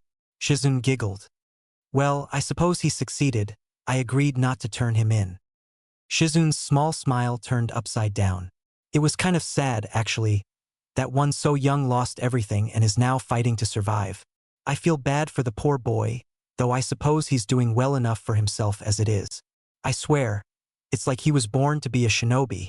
I wonder who his parents must be. Shizune. Tsunade's voice was slightly shaky as the woman hoped she was wrong. What did he look like? Ah, he wore an old brown cloak, so it was hard to see his features. But he had hair as red as a sunset and these cold, purple eyes that almost seemed to glow in the shadow of his hood. They were actually quite beautiful. I bet he'll grow up to be a handsome young man. When Shizune looked to her master, she found the last Senju frozen in terror, causing her to grow concerned. Tsunade-sama, is something wrong? Oh gods, Naruto-kun. She kept her eyes peeled during her brisk walk, searching every rooftop, storefront, and face within the crowd for the crown of red hair or his brilliant purple eyes. The early morning traffic, as thick as it was, offered no resistance as she wadded through crowds that split before her. It was not wise to stand in the way of Senju Tsunade. It was even less wise to do so when she was as distraught as she currently was. Why the hell didn't anyone tell me he had been in the hospital for 2 weeks? He must have been so scared and confused as he laid there all alone. She knew there really wasn't anyone to blame for that. Few had known she was back in Konoha, and she doubted anyone besides herself knew that she had returned at Kushina's behest to keep an eye on Naruto's health. Still, he's an Uzumaki prince and the heir to the Namake's name. Hiruzen should have brought it to my attention just to ensure his health and safety. Never mind the fact that he's my godson. She had to pause her train of thought at that. Did anyone outside the Uzumaki Namake's family and the 3 Sannin even know she was the godmother of the 2 children? No, probably not. It wouldn't have brought any good to paint an even larger target on the kids. They were already Yuzu royalty and suspected to be the children of the Yondaime Hokage. They didn't also need people to know that they had close ties to the Sannin. No one but ourselves to blame, then. I should have checked up on him immediately. If I had picked him up at the academy instead of putting it off, we could have avoided this mess. She had to wonder, however, why it was that no one else had tried to care for the boy in her absence, especially when they probably didn't even suspect she was there to keep an eye on him. Kurenai's always been close to the family. Hiruzen's like a grandfather. And I know that Kakashi always wanted a little brother. So why am I hearing that Naruto's been on the streets? This doesn't make any damn sense. Something wasn't right here, or perhaps she just didn't have all the information she should. Either way, the last Senju intended to get to the bottom of this. No godson of hers was going to be found living on the streets. Not when she had an entire empty compound and a Senju treasury she could never manage to empty on her own. Now let's see. Where does that woman live? If anyone would know what's going on, it would have to be Kurenai, Kanahegakure's genjutsu mistress. The woman was like a daughter to Kushina, and if the Uzumaki woman had told anyone about the full arrangements made for Naruto, then it would be her. Not for the first time, Tsunade regretted not asking for more information from Kushina when she agreed to monitor Naruto's health. I should have known something would go wrong, with my luck and all. If I had to guess, though, Kushina would have left everything within the compound, where she felt it would be safest. Too bad that really doesn't help anyone right now. If her own son can't get in, how the hell will anyone else? Tsunade stopped within the middle of the street, looking up at the roofs until she spotted an ANBU, waving them down. Yes, Tsunade-sama? They asked. Yuhi Kurenai's house. Where is it? The Shinobi Residential District. Her house is built atop apartment building 7. The ANBU paused, thoughtful. I have no idea how she managed to have a house built atop another building, or why she would choose to do that rather than buy and renovate a house at ground level. They shrugged their shoulders and pushed the thought from their mind. Was there anything else, Tsunade-sama? No, thank you for your help. The ANBU gave a nod before vanishing to finish whatever task they had originally had. On apartment building 7, huh? Interesting. Though I should expect no less of a skilled jounin who learned under Kushina. Both she and her husband managed to train an exceptional shinobi, but both turned out kind of odd. Kakashi was a known pervert who was very private and not seen much. He was always late, to the point that he was almost more infamous for that than for all the ninjutsu he had stolen over the years. The man wore a mask at all times, or so the rumors said, even when he was bedding a woman. No one knew if he even did bed woman, due to his private nature, but there were more than a few women who claimed to have spent a night with him. Of course, most of them were civilians who claimed that he had shown them his face, so probably less than credible sources. Kurenai, on the other hand, couldn't seem to decide what she was. On the outside she was cold and uncaring, giving off a professional aura whenever she left her home. Those that knew her, however, were aware that she was a hopeless romantic who liked to read romance novels and daydream about meeting her own Prince Charming. She often got after Kakashi for the books he read, only to go home and read her own books, which tended to be the same thing only of a lesser quality. She hated perverts, but would have no problem chatting on for hours about her sexual fantasies, or the latest wet dream she had. The two were great shinobi trained by two of Konoha's finest, but they were freaking weird. Then again, in this line of work, those who survived long enough to become jounin usually were. They were simply some of the biggest examples. Of course, then there was Guy, but Tsunade didn't even know where to start when talking about that man's eccentricities. Some things were just better left alone. Arriving within the shinobi residential area, Tsunade had no trouble locating Building 7. She did, on the other hand, have some trouble figuring out how one was expected to approach Kurenai's front door. How the fuck do I get up there? She seriously doesn't expect for people to use wall climbing or roof jumping to get to her home. Does she? Tsunade shook her head in exasperation. This is such an impractical setup. What if a civilian was delivering something, or she ended up getting her chakra disrupted or sealed? Hell, even if Naruto tried to come to her for help, there's no way he could make his way up there with no shinobi training. The walls are perfectly smooth for fuck's sake. Growling in frustration, Tsunade placed a foot on the building's wall to begin her ascent, only for her chakra not to stick to it. Apartment Building 7 is the most secure housing available to shinobi other than clan compounds. Of course, they would have ways to keep people from sticking to it with chakra. She looked around to find a building close enough for her to be able to comfortably jump onto the apartments from. She didn't find one. Are you fucking shitting me? Not only do I have to climb up another building, but I'm expected to pump chakra out of my legs to be able to jump across. It wouldn't be a small amount of chakra either. Tsunade doubted there were any chunin who would be able to get to Kurenai's front door. Giving a withering glare to the house that sat atop the building, mocking her, she made her way to the nearest building. This is bullshit. Senju fucking Tsunade was sitting on her couch in her home with her, and she did not look happy. This is probably about Naruto-kun, but that glare looks a bit too irritated for him to be the source. That's more of the "what is wrong with your home" glare I tend to get. As much as she tried to hold it in, a small giggle escaped her lips. Giving a sly smile, she figured she may as well take this rare opportunity to tease the world's greatest medic. You know, Tsunade-sama, the apartment staircase has roof access. If anything, that little tidbit of information only served to irritate the powerful woman even further. That would have been nice to know. Ground out the Senju, making a mental note to find the ANBU who had left that out of his directions. It is very common knowledge within the shinobi ranks, she silently included, and amongst cheap civilian restaurants that deliver. But I doubt you came here to experience my unique housing. That's right, I didn't, nodded Tsunade. I came here because I recently came to learn something that was rather surprising. A feeling of imminent doom began to build up within Konoha's genjutsu mistress. Her stomach knotted up as her body became numb. She could feel beads of sweat forming upon her brow and had to force her breath to stay even. Hiding the shaking in her hands, she asked, "And what might that be, Tsunade-sama?"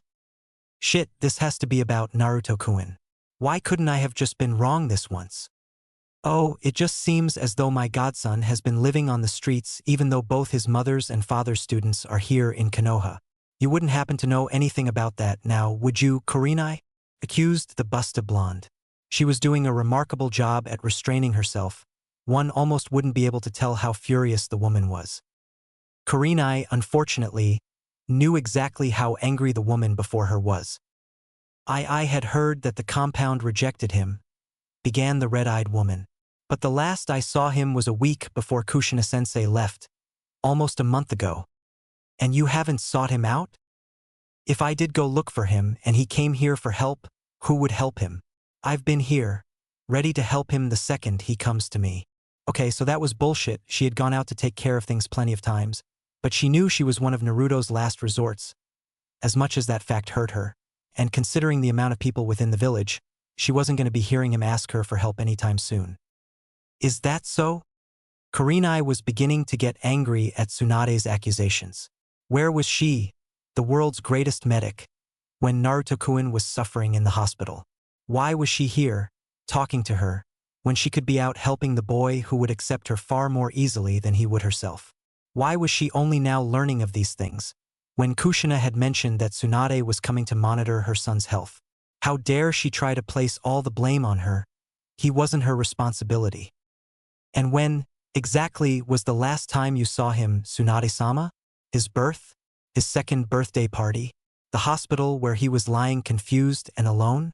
On the street? Safe within your own home? He doesn't even know you, and yet you were supposed to keep an eye on his health. Shot back Kurenai. Well, how's his health? Is he doing all right? You wouldn't even know. Don't you be trying to make me out to be at fault here. At least he knows who I am and where to find me. Then why hasn't he? Kurenai looked down to the floor, ashamed. We have a rather strained relationship. We get along for the sake of Kushina-sensei, but we're really not comfortable in one another's presence. Ha! Exclaimed Tsunade victoriously. You claim to be here for him, and yet you know he will never come. He might as well be alone. He might as well, Kurenai countered, be with his godmother who has been tasked with his well-being. I didn't know until last night. And why didn't you? You should have seen him on your first day back, not almost 3 weeks later. Kushina left him instructions, you know that. I was a day late.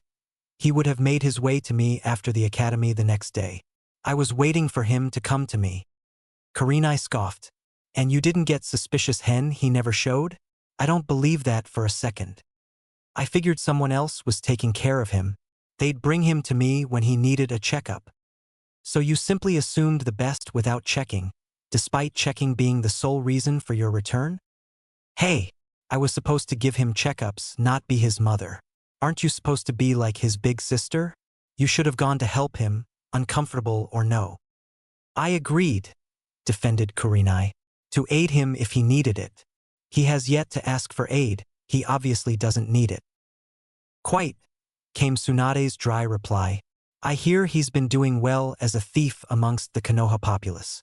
I'm sure Kushina would be proud about how little help he needed from her eldest daughter when it came to obtaining his next meal by risking a nice meeting with the Uchiha police force. And yet here you are, trying to pin all the blame on me while he's still out there without any idea that you could be taking care of him. I'm not here to take care of him. I'm here to make sure his chakra coils develop properly now that he's separated from the residual chakra of the Kyuubi within Kushina, and the chakra Naruto seal is mixing with her own. If anyone should be looking after him, it's you. Kurenai raised an eyebrow. Me? Not Kakashi? Not Kushina's father figure Hiruzen? Not her best friend Makoto? Not, oh, I don't know, his fucking godmother. Tsunade took a deep, calming breath, trying to smother the fiery temper that was building within her. This was not a time to cast blame. This was a time to determine responsibility. Look, Kurenai, I'm here to help him, but I can't care for him. He knows you even if you two have a strained relationship. He's far more likely to trust you than me. No, you don't know anything about it. He's sooner to trust an IWA shinobi. I see, but to him I might as well be an IWA shinobi.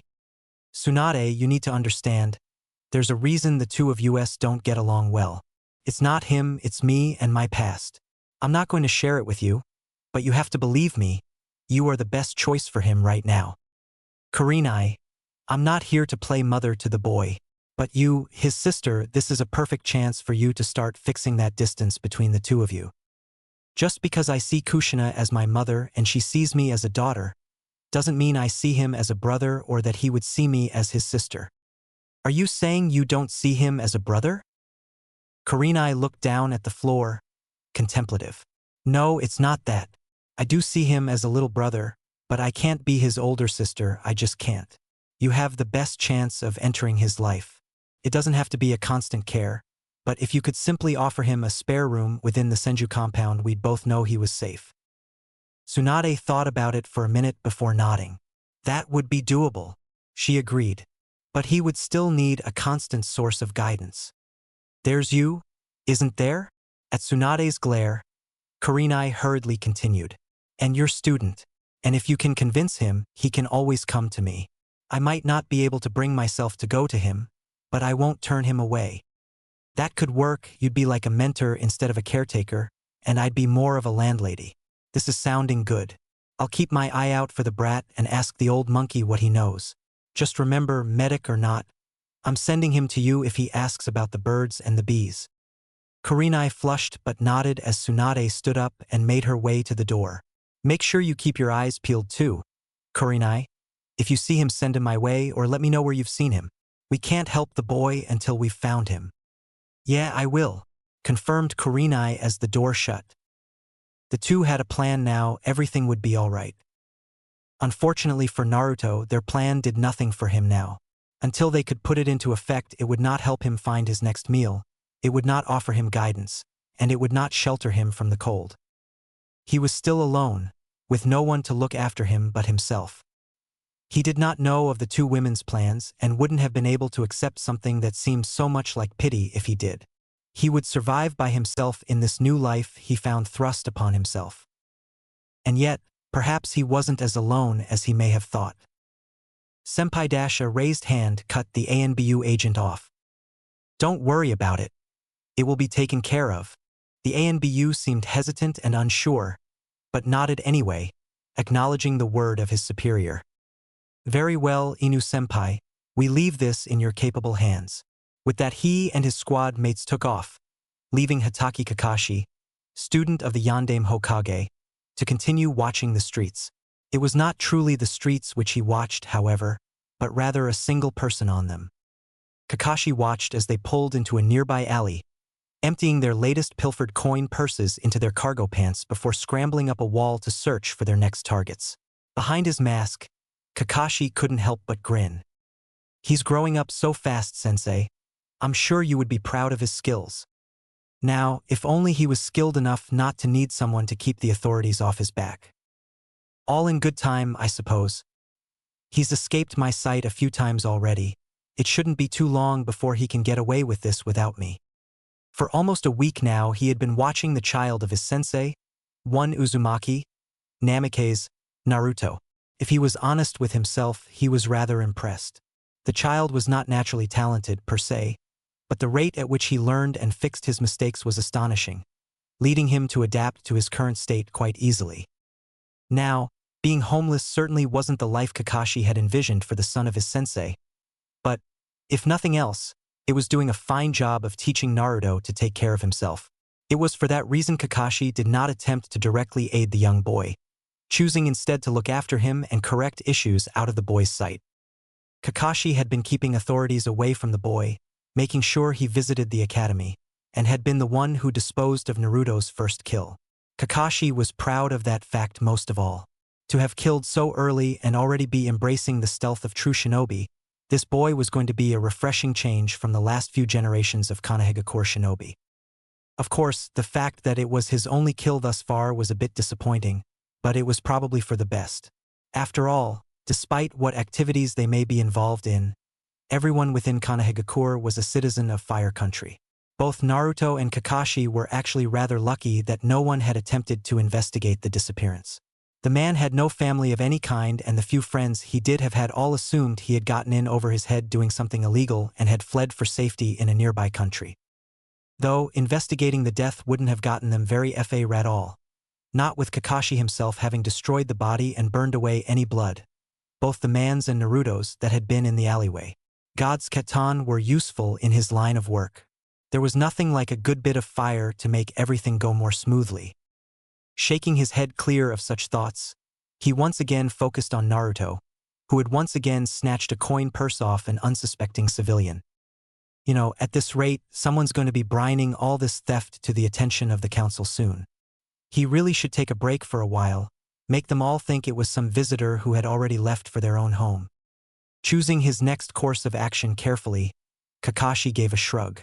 Whatever, the worst that would come out of this would be Naruto becoming more cautious, which was a good thing in his book. Ah, fuck it. It's win-win for the kid. Focusing solely upon the boy, he began visualizing him as prey. The effect was instantaneous as the boy froze up, all his instincts screaming at him about a nearby predator. It only took the child a minute, which must have felt like hours for the poor guy, to locate the one who intended to hunt him. Once again, Kakashi found himself impressed. Locking eyes with the child, though his own were shadowed by his mask, he gestured a low-hanging roof between the two of them. Getting the message, Naruto nodded once before making his way there. Kakashi, on the other hand, took his sweet time. Naruto seemed a bit tense, ready to flee, and was slowly twirling a kunai with one hand. But other than that, he seemed rather at ease with the situation. There was no fear, but caution, no hate or malice, but frustration, probably aimed at himself. When Kakashi had made it to the roof, he did not begin a conversation, but rather stood tall and still, observing the young man up close. Despite his tenseness, Naruto stared right back, his shoulders apart and back straight. The boy removed his dirty brown hood and stared proudly into the empty eye holes in the dog mask that loomed over him. Even when faced with a vastly superior opponent, he would not back down. Kakashi knew it was not arrogance or even acceptance of his impending demise, but rather a matter of pride for the boy. One was not weak until they deemed their opponent too powerful to fight. If he were to cow under the glare of the porcelain canine before him, he would be admitting weakness and defeat, and to a survivor like this boy, that was unacceptable. He really was just like his father. Kakashi stayed silent a few moments longer before speaking. You're a pretty good kid, but just as you raise yourself higher than your targets, both the ANBU and Uchiha Police Force have a tendency to travel by roof, which is higher than you. In the future, I recommend keeping a better eye on your surroundings. Naruto nodded in acceptance of the advice, slipping his kunai away and pulling out a sack of coins. Kakashi wordlessly accepted the bag when it was tossed to him, having witnessed the same actions during Naruto's interaction with the apprentice of Tsunade. I don't mind you practicing upon the Konoha populace, but at this rate people will start to become suspicious. You need to find another source of income. Thank you, Inu-san, for your advice. The boy checked a watch, one Kakashi noticed to be rather valuable. Seems like he's a bit better than I had suspected. It was one thing to cut away the coin purse many within Konoha wore at their waist. It was quite another entirely to remove someone's watch without them noticing. Making note of the current time, Naruto turned his attention back to the ANBU before him.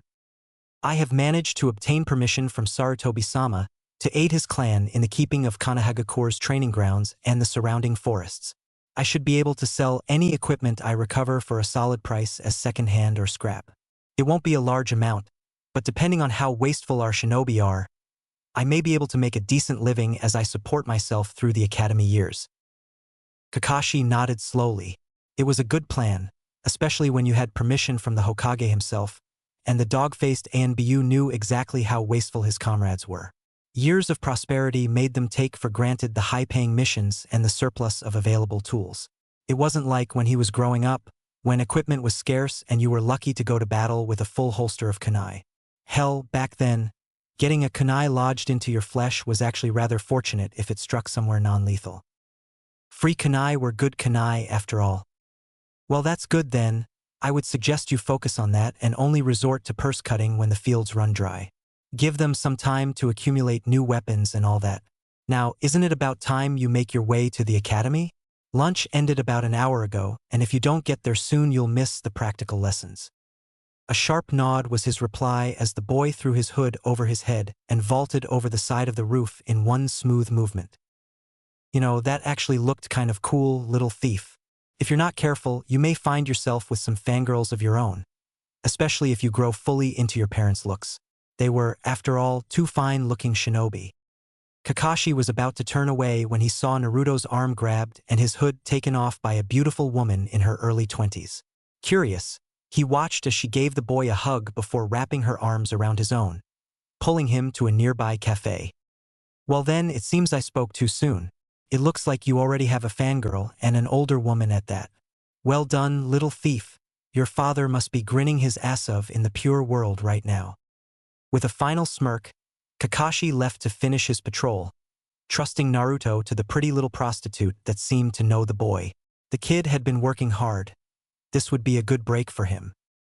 And to think, he hasn't even met Jiraiya yet. Silently, he cursed himself. How could he have been so stupid as to forget those who perched above him? He was a predator, but in this village he was also prey. To lose track of such a simple fact was shameful.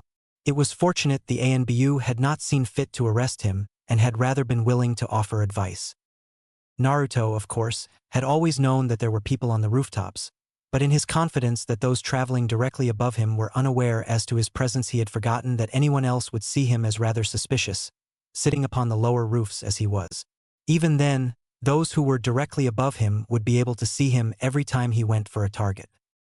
He had hoped that the crowds he operated in would be enough to shield him from anyone else's gaze, but it looks like he had been wrong. But that dog, he was strong. There was no denying the skill of the ANBU. Naruto could feel the power and confidence leaking off the shinobi. That had been a man who had gone through much only to return stronger than anything he had faced. But, if that was the kind of person who had caught him, he would just have to surpass them. The hound worked solo on the words of its master, so he would have to be something above the hound, something without a master. A wolf, I need to become a wolf. The wolf was strong, proud, and answered to no man. It prowled the forest, sought prey, and took it down with ruthless precision. But he could not succeed as a lone wolf, as a wolf's strength came from its pack. Without a pack he could be as strong as he liked, but he would never reach his full potential. I need to find a pack. Before he could think more into the matter, he felt a hand grab his cloak and pull away his hood. He only just managed to recognize them before lashing out. Tatsuki. Her green eyes sparkled with amusement and mischief as she began dragging him to a nearby cafe. She gave him a dazzling smile, her arms wrapping around his right arm. You didn't really think you could hide from me? Did you, Naruto-kun? He gave a quick glance back to where the dog-faced ANBU had been. Seeing him take off, he turned his attention back to the woman who seemed intent on abducting him. Not at all, Tatsuki-san. Was there something you needed my help with? Nope, cheered the woman brightly. It seemed as though she didn't have a care in the world right now. Naruto checked his watch and raised an eyebrow at her. Shouldn't you be working about now? He asked. She stuck her tongue out at him. Shouldn't you be at the academy? I would be, but it seems I am to be abducted instead. Any reason you chose to do this? She gave him a slight pout. I've earned enough for today and have nothing else to do. You mean to tell me you're just bored? Yep. Naruto gave a sigh. Why did he have to be the mature one? You know, you really are rather childish. And you're too damn stiff, loosen up a bit. Have some fun. Countered Tatsuki. If you're implying what I think you may be implying, you should know my answer already. I'll collect when I'm ready. Ah, spoil sport. You should know I don't like debts hanging over my head. They have a tendency to bite you in the ass. Your debt is to an 8-year-old. How exactly will that harm you? He asked. And it's been what, a week? It will probably be years until I'm ready for such activities. Oh? Are you saying I'm not tempting enough for an 8-year-old boy? And now you sound like a pedophile. He used his left hand to rub the bridge of his nose. Sometimes my maturity seems more a curse than anything else. All right then, Mr. Mature, you can pay for lunch. Exhibit A. She gave him another pouty face. Ah, don't be like that. Would it help if I called you Tusan? Maybe Tusama? I swear, I'm going to have gray hairs before I'm a teen. She gave a giggle. It will make you look more regal. Don't worry about it. Besides, then people will only assume you're short, not young. I'm having second thoughts about lunch with you, Tatsuki-san. No, that won't do. The woman whined. You need to call me darling or princess or something. If you don't, I'm going to cry. You don't want me to start crying. Do you, Daddy? I preferred your flirtatious side. This childish side, while fitting, does not really become you, Tatsuki-san. She sent him a glare, but remained silent, halting their movement so that they were simply standing in the street. After a few moments of silence, he gave in and asked, What? Still nothing. He gave a deep sigh. This childish behavior is not really becoming of you, Tatsuki-hime. Her eyes brightened in delight as she gave him the biggest grin he had ever seen. Sweeping him up into a hug, she spun him around once before putting him back down and patting the top of his head. Good boy, Naruto-kun. That wasn't too hard now, was it?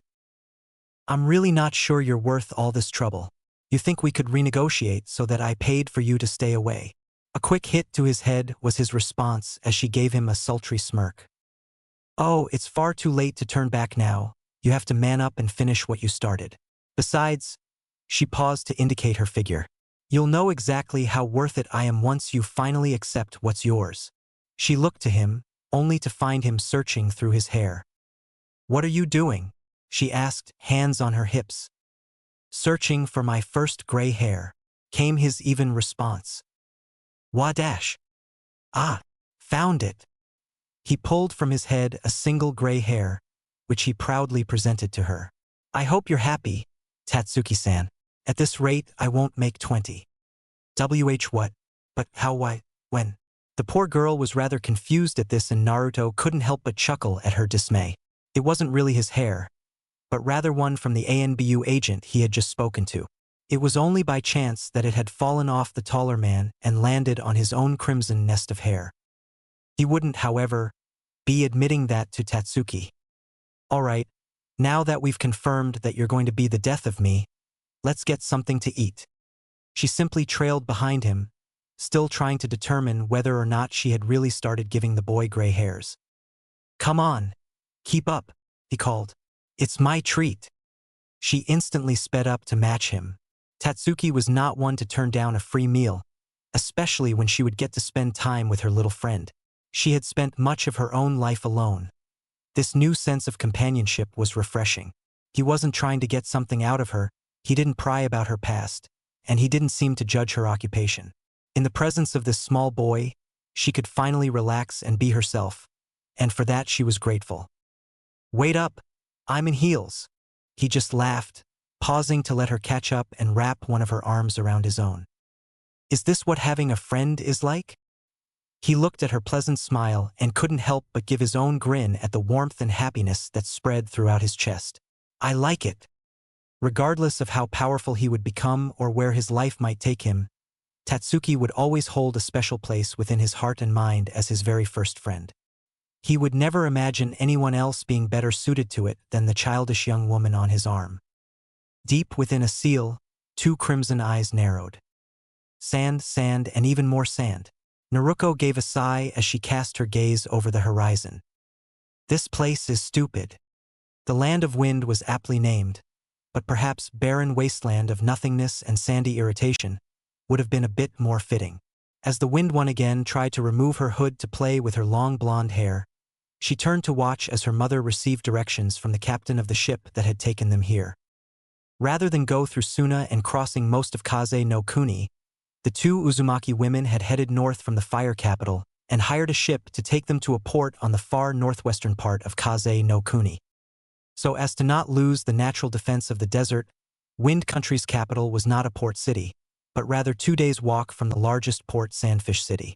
2 days, however, was nothing compared to the month and a half they would have taken trying to get to the capital any other way. The distance itself should only take half that, but constant sandstorms and blistering heat effectively doubled the time it took to make the journey. Naruto shook sand out of her shoes as her mother approached, looking as comfortable as she might have if they were back in Konoha. The young girl had no idea how her mother was unaffected by this horrid place. Please tell me we're borrowing horses or something. Her mother's happy nope was far too cheerful for Naruto's tastes. Great, groaned the girl. She already knew this was going to be a horrible experience. That's my girl, ever the optimist. Kushina had noticed the sarcasm, but, like most negative things, she chose to ignore it. They were on a trip, and by the gods, they were going to enjoy it to the best of their ability. Yeah, optimism, yippee. It took 3 days for them to make it to the capital due to an unexpected sandstorm, but they both arrived healthy and safe, if not a bit grouchy. I swear, when we get out of here, I'm never going to want to see this damn sand ever again. Naruto was promptly bopped over the head by her mother, who was straining to keep a happy face. Language, dear, chided the woman. Now, where was that entrance? Naruto took her time to look up at what they had finally come to. She was rather disappointed. Before them was a large ring of mud that stretched in either direction until it faded into the horizon. The top of this mud wall seemed to curve back into itself, as if to discourage those who might try to scale it, but Naruto had a feeling that it had to be something more to it than that. Ah, there it is, we must have been set off course by that storm, her mother proudly proclaimed, pointing to a small smudge in the distance. As minutes turned to hours, Naruto came to learn that the smudge was in truth 2 rectangular walls growing parallel to the mud ring. The 2 walls were almost impossible to see, however, as sand had built up on either side, probably from that recent storm. The 2 women were lucky that the great mass of sand had stuck out well enough for them to take note of it. There weren't too many trying to gain access to the city between the 2 walls, so the 2 quickly passed into the mud ring. Naruto froze at the sight. She had formed her opinion far too soon. The city must have extended for miles below her, carved painstakingly from sandstone. The walls were all smoothed down, engraved with great images of the land of wind's history. Everywhere her eyes could see, great bridges stretched from points that seemed random to connect every part of the city together. And then, there in the middle was the palace. The Emerald Obelisk was well named, a giant tower of jade green that rose up from the black depths of the city. Vines of gold and silver grew upon the tower, ending periodically in great ivory flowers blooming proudly in the desert sun. Naruto was rendered speechless. It's great, isn't it? The girl could only nod in response. Kushina slapped her on the back with a laugh. Well, come on then, we can appreciate the sights starting tomorrow. For now, let's see about getting us some more appropriate clothes for the climate and finding a good place to spend the night. Naruto followed her mother for a few minutes before something occurred to her. You know, Ka-chan, we're going to have to bring back an entire new wardrobe with us when we return to Konoha. Oh, and why's that? Well, I don't know about mine, but I have a feeling that a lot of your clothes will have vanished with Jiraiya having access to the house. Kushina gave a bark of laughter. Yeah, that is probably something he would do. She paused to ruffle the girl's hair. But don't you worry. Ka-chan thought ahead and reset the seals so that only the clan head can access them. And Nikuin too, right? That's right. Remember at breakfast when I gave him that hug while he was eating? Yeah, that was right before your food caught on fire. Kushina gave Naruto an angry pout, reminded of the mishap. Yes, well, while I gave him that hug, I used a seal to copy his chakra signature to add to the sealing matrix. So, was that before or after you tried to burn the house down? Why, you little brat? Naruto raised her hands in surrender. With a sigh, Kushina crossed her arms over her chest. You know as well as I it had to be after. First I got the signature, then I saved my breakfast, then we both wished your brother a good first day of school. And after that we grabbed our things and left to wait for that Tsunade lady you told me about. Finished Naruto. Exactly, confirmed Kushina, turning away. Her daughter's next words made her world freeze. So when did you add Nikuin to the matrix? Kushina's stomach twisted into a million knots as her heart leapt into her throat. A feeling of cold despair and helplessness flooded her being, cloaking her fully in a blanket of shadow that threatened to drown her as it pulled her down into a never-ending abyss. Her legs couldn't hold her anymore as she collapsed to her knees upon the sandstone walkway. No, no, no, she mumbled, desperately trying to convince herself it wasn't true. I have to have added him, I know I added him. When did I add him? If he wasn't added, he couldn't get in.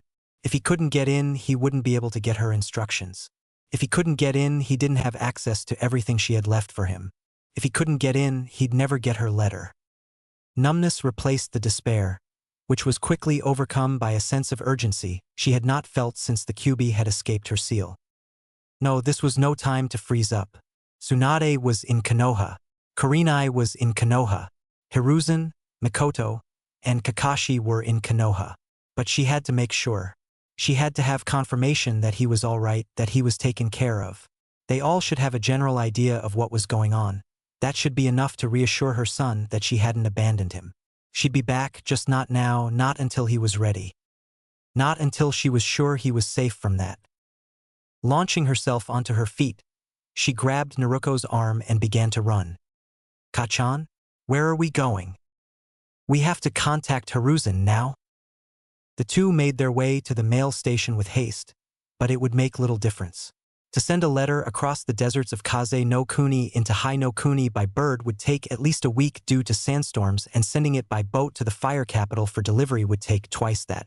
The two women would spend the next 2 weeks in Kaze no Kuni's amazing capital, but neither would be able to enjoy it, their thoughts fully occupied by one Uzumaki Naruto and his current situation. A response from the Sandaime Hokage would arrive at the end of those 2 weeks, curt and to the point, but it would do little to assuage their worries. Nevertheless, they would press on, determined to follow through with this trip and leaving Naruto to the care of those within Konohagakure. It was perhaps not their greatest decision.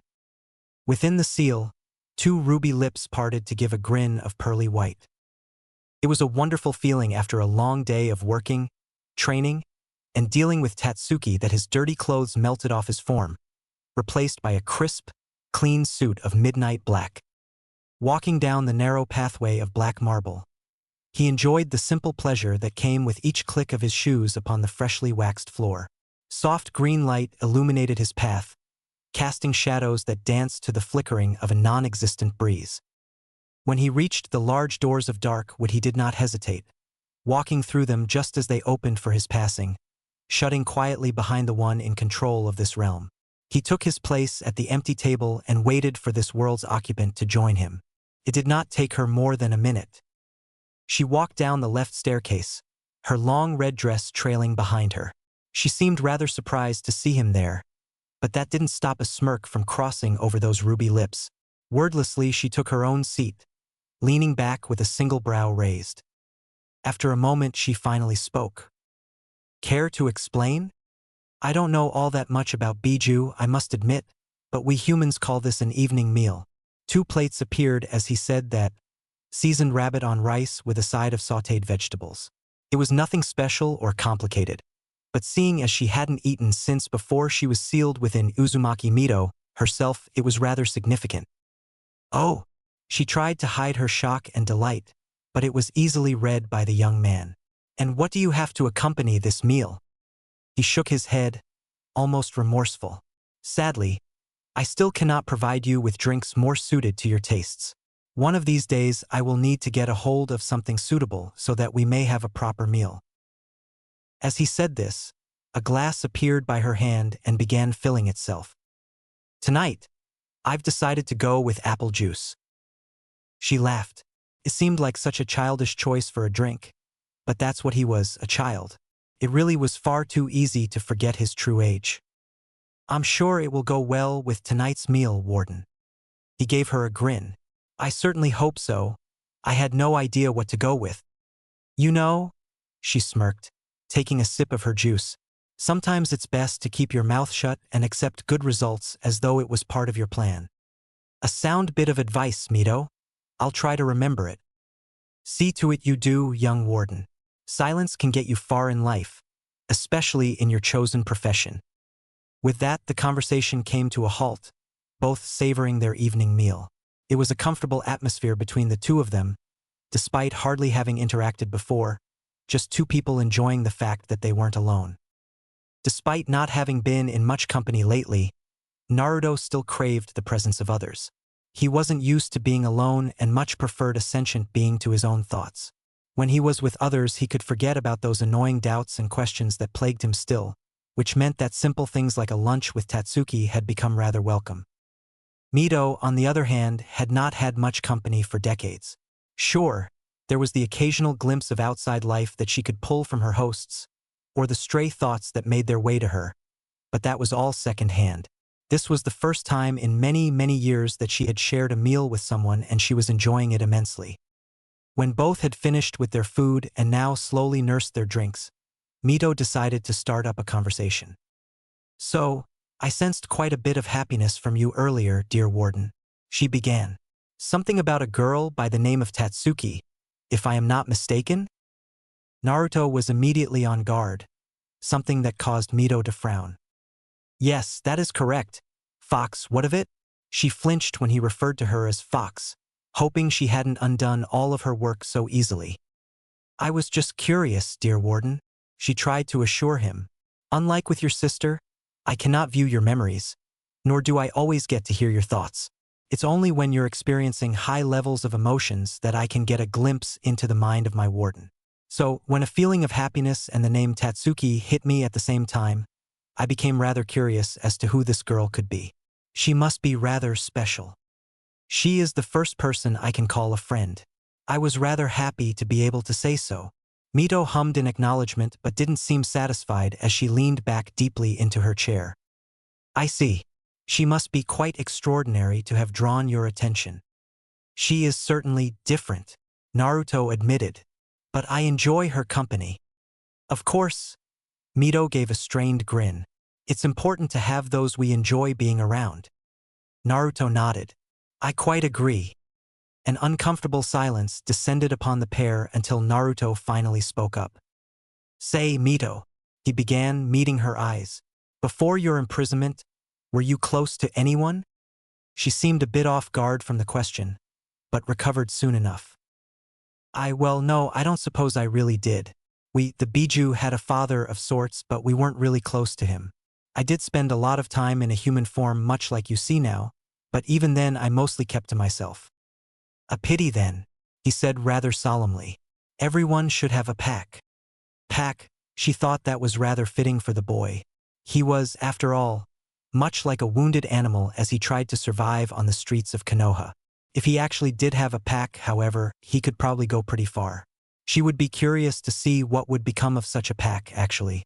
It should prove rather amusing. "Well said, Warden. Are you looking to start a pack with this Tatsuki?" His rather large blush was more than enough to tell her he hadn't even thought about doing such a thing before now. "Oh? You seem so happy with her. I would have assumed you had at least considered taking her as a mate." His blush grew darker as she grinned. "Well," he confessed. "I will need to partake in her services eventually." "Services?" the QB questioned. Yes. She's a prostitute." Mito began laughing. "Oh, has the heart of the Uzumaki prince been stolen by the prostitute? It sounds like a forbidden romance novel." "It's a bit more complicated than that, thankfully. I killed the one who was going to be her client, and she refused to accept some of the money he had on him unless she earned it. Oh, so what happened? I offered her payment in advance so that later when I'm ready for such things, we can call it even. Why, that's an interesting story you have there, little warden. I'm interested in seeing how this ends. Yeah, me too, honestly. I have no idea if I'll ever be able to bring myself to accept her services for the night. She's my first friend. I'm not sure I could use her like that. I'm sure you'll figure out something. She assured him. Now, I do believe it's time for you to get some rest. You have to get up for the academy in the morning after all. Do you not? He gave her a nod. I do. I'll see you tomorrow evening then, Mito. Standing up, he moved to the large doors behind him and disappeared into the darkness of the seal. He'd be back again tomorrow, and the next day, and every day after that to share a meal with his ward. She was, after all, his responsibility. A deep exhale of smoke came from his mouth as he removed his beloved pipe and set it down on his desk near his hat. It would appear locking him out really hadn't been a part of the plan. He had figured as much. But for her to simply have forgotten to add her son to the matrix, that was just shameful. Rubbing the bridge of his nose, Hiruzen scanned the letter once more. She had quite obviously written it in haste, as many of the questions and requests were repeated several times in this jumbled mess of words. It was almost as if Kushina herself was in the room trying to speak as she sobbed her head off. Grabbing a spare piece of parchment, he quickly wrote down his reply, covering what seemed to be her biggest questions. With any luck, his lack of detailed explanation might force her to return. He had never supported this little plan of hers. It was just too easy for things to go wrong. She had thought he was just being pessimistic and paranoid. The current evidence proved otherwise. Kushina, he wrote, we are aware that Naruto is not accepted by the clan compound, as it activated its defenses on him almost a month ago. He has fully recovered from his injuries. Tsunade did indeed return to the village and was here when the compound rejected him. He continues, to the best of my knowledge, attending the academy. I do not know the extent of your plans for his care in your absence and would recommend your immediate return to sort out everything else. Signing and dating the letter, he sent it back to the capital of Kaze no Kuni, hoping that Kushina would see reason and return for his son. A week later, his hopes would be proven empty as her reply informed him that she trusted the plans she had in place and knew she wouldn't be able to leave again should she return. They would be continuing with their trip. Giving a sigh, Hiruzen would toss the letter into one of his desk drawers and hope that Kushina's preparations were as good as she believed them to be. Because it wasn't as if things hadn't gone wrong already. Irika grinned as he looked at the graded test in his hands. He had been right about that kid. He was a damn fast learner. Considering the fact that he was only here for parts of class and observed the rest from the tree outside, it was rather impressive that he had scored full marks on his tests over the past 2 weeks. He had been concerned, of course, about the student who never entered the building, but those fears were put to rest when, on the day of the test, he had climbed up to the second-story window and slipped into an empty seat without any of his classmates noticing. The civilian who was sitting next to him nearly had a heart attack when he finally noticed him. Naturally, he had left once his test was done, but he had received full marks. The boy must have had some really good eyesight to see and understand what he wrote on the board from that distance, or Irika really was as loud as people told him he was. He really hopped. It was the former. The boy had come through again when it came to practical exams, quickly demonstrating the required technique and knowledge before disappearing to go do whatever it was he did. Unfortunately, his full marks in exams were countered by his lack of actual attendance and his refusal to appear for any of the quizzes. It was almost as if the boy didn't really care about schooling and only participated as much as he did to confirm he understood what he needed to be a shinobi. It reminded Irika of back during the Third Shinobi War, when students were taught only what was deemed necessary to their survival and success before being shipped off to kill and die in the name of Konohagakure. No one cared what you scored on your quiz or how many days you may have missed. They just wanted to see that you knew what you were doing. Naruto seemed to know what he was doing. And so, one could possibly say that Irika had taken upon himself a Third Shinobi War mentality with the boy, allowing him to pass so long as he proved himself capable through the various examinations they had. He would be the lowest mark, of course, but at this point, he doubted the boy cared. Go on, Naruto, show them all what it is to be a shinobi.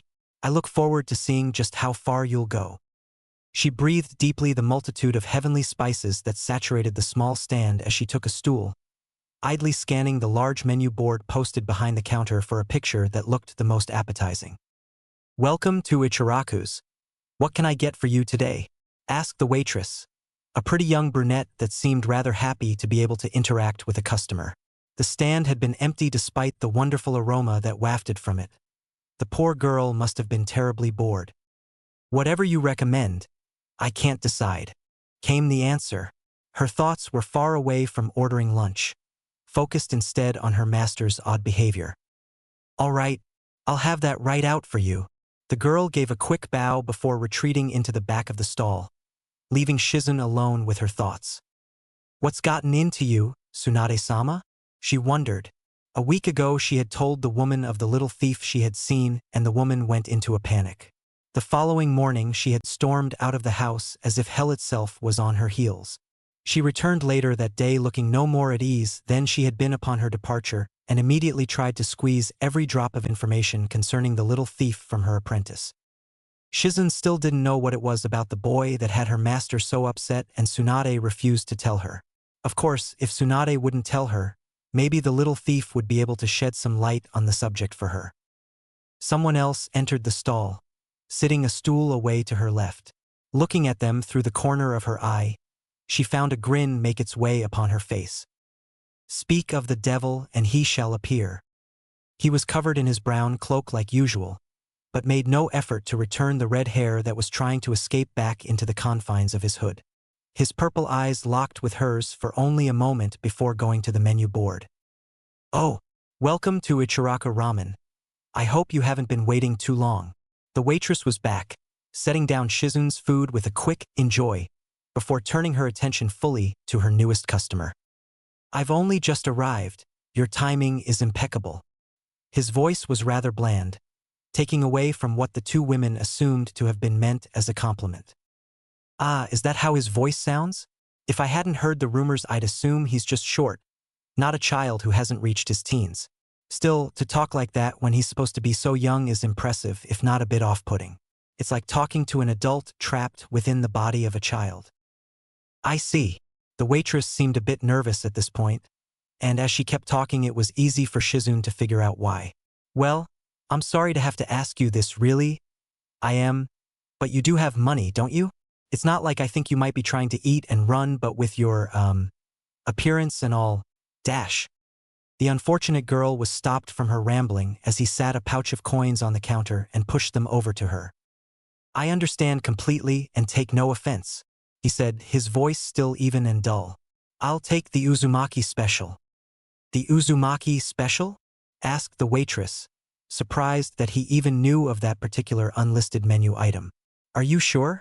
It's rather large and pretty pricey." He waved off her concern. "I am familiar with the dish, thank you." So he's got some sort of connection to the Uzumaki. Could it be as easy as him being an Uzumaki prince? It would make sense, I guess, but the last Uzumaki I knew of was Uzumaki Kushina. It couldn't be her son, could it? Lost in thought as she was, Shizun didn't realize she was staring at the boy. He, however, was well aware. "Is there something I can help you with?"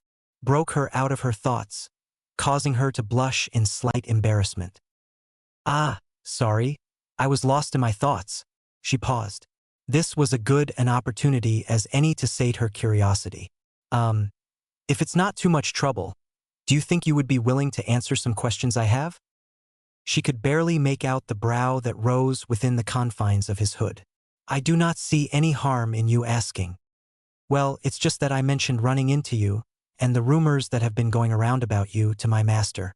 Once I told her about your hair and eyes, she seemed rather distraught. I asked her about it, but she won't tell me.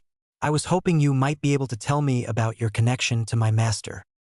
I have very few connections outside my immediate family, and even those are rather strained at the moment." "What is the name of your master?" "Senju Tsunade." "The slug Sanin?" He sounded just as confused as she was. "I do not know of any personal connection I might have to the woman, but it is possible she knew one of my parents." "I see," frowned Shizun, slightly disappointed. That told her absolutely nothing. You mentioned your parents? You wouldn't happen to be in Uzumaki, would you? The question seemed to hurt him as he flinched. I am of blood relation to the Uzumaki, yes. Ah, stupid Shizune. He mentioned his family relations were rather strained at the moment. Sorry, I didn't mean to bring up any painful memories. It's fine, I need to accept them anyway. Hiding from reality isn't going to help me any. Did you have any more questions? Just one, if you don't mind. I heard that you found yourself alone and locked out of your compound. Did your family really abandon you? Even as she asked it, she regretted it. What could have possibly driven her to ask such a question when he had already shown a bad reaction to the simple mention of his family? The boy stood up and turned to leave, pausing at the flaps of the stand. It was quiet and she almost missed it, but the emptiness seemed to echo within her very soul. I don't know. He stood a moment longer before speaking at a more audible tone. Your food's going cold.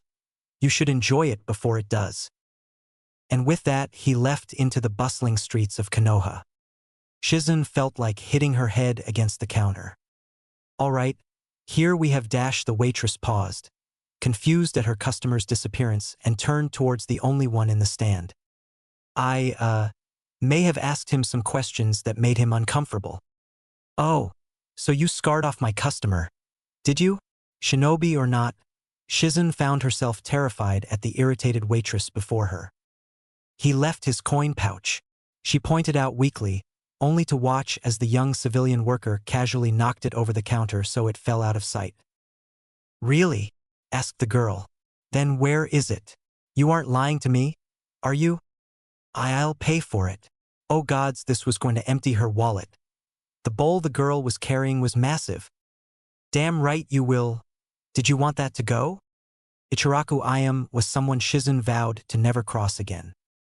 As he sat upon the gates of Konoha and watched the sunset, Naruto couldn't believe it had been 2 weeks already. No, 2 weeks since I was released from the hospital. It's been a month. 1 month ago his family had vanished without warning, and now, a month later, Naruto couldn't tell how he felt about it. He had been confused, scared, sad, and even angry at the thought of the two that left him. But as he spent his time finding his next meal or scavenging for some equipment to practice with, he found that such feelings really didn't help him. Perhaps he just needed to accept it, to move on, to find himself a new family, a new pack, but thoughts of his 2 sons still lingered within his heart and soul. Will I ever be free of them? Can I really cast them away as easily as they left me? His eyes were drawn to the dying light of the sun. Every sun must set, I suppose. But another thought hit him. A sun may set, but it does not disappear. Each and every star is someone's sun. Perhaps those 2 are simply someone else's now. It was time for him to find a new sun, a new purpose, because whatever the reason, his sons had disappeared, and there was nothing he could do about it. They might rise again one day, appearing within his life without warning, but he'd deal with that day when it made itself known. Until then, there was nothing to do but keep moving forward. With a sigh he stood, determined to find a place to sleep for the night. Once he found it, it would be time for an evening meal with his ward. Mito had become a comforting constant in this new life of his, and he was grateful for it. She was a fixed point, unchanging, and that allowed him to center himself. Without her, all his days would blend together in a never-ending quest for his next meal or somewhere warm to sleep. Without her, he feared he might lose himself within this new life. Without her, he'd probably be little more than an animal at this point. Being honest with himself, Naruto didn't know what he would do without her. Slowly it clinked through the grass, twisting and writhing in serpentine patterns as it approached its target. It emerged from the field of green, contrasting easily in glowing blue and striking like a serpent of lightning. Naruto allowed a small smirk to grace his face as his chakra chain went through the hole of a kunai and wrapped itself around tightly. With a mental command it returned, its prize in tow. He placed the kunai within his bag before moving the chain to wait behind him. How was that, Mito? You're improving, admitted the voice that only he could hear. But you still need a lot of practice, your chains react slowly, and you have trouble controlling more than two individually. Yeah, I suppose you're right. I've got a long ways to go. Over the past year, he had found himself growing rather fond of his ward. Something only helped when she began teaching him the techniques of her original jailer Uzumaki Mido. It was amazing to hear what the woman had been capable of with those chains, and his respect for the woman had grown immensely despite never having met her. More important than her teachings, however, had been her simple companionship. She was always there, always able to offer advice, always able to listen to his troubles, always there to let him know that in this world he didn't have to be alone. That was not to say he was always alone, but it was still a rather rare occurrence to run into those he knew, and for good reason. He was trying not to be seen by the inhabitants of Kanehagakure.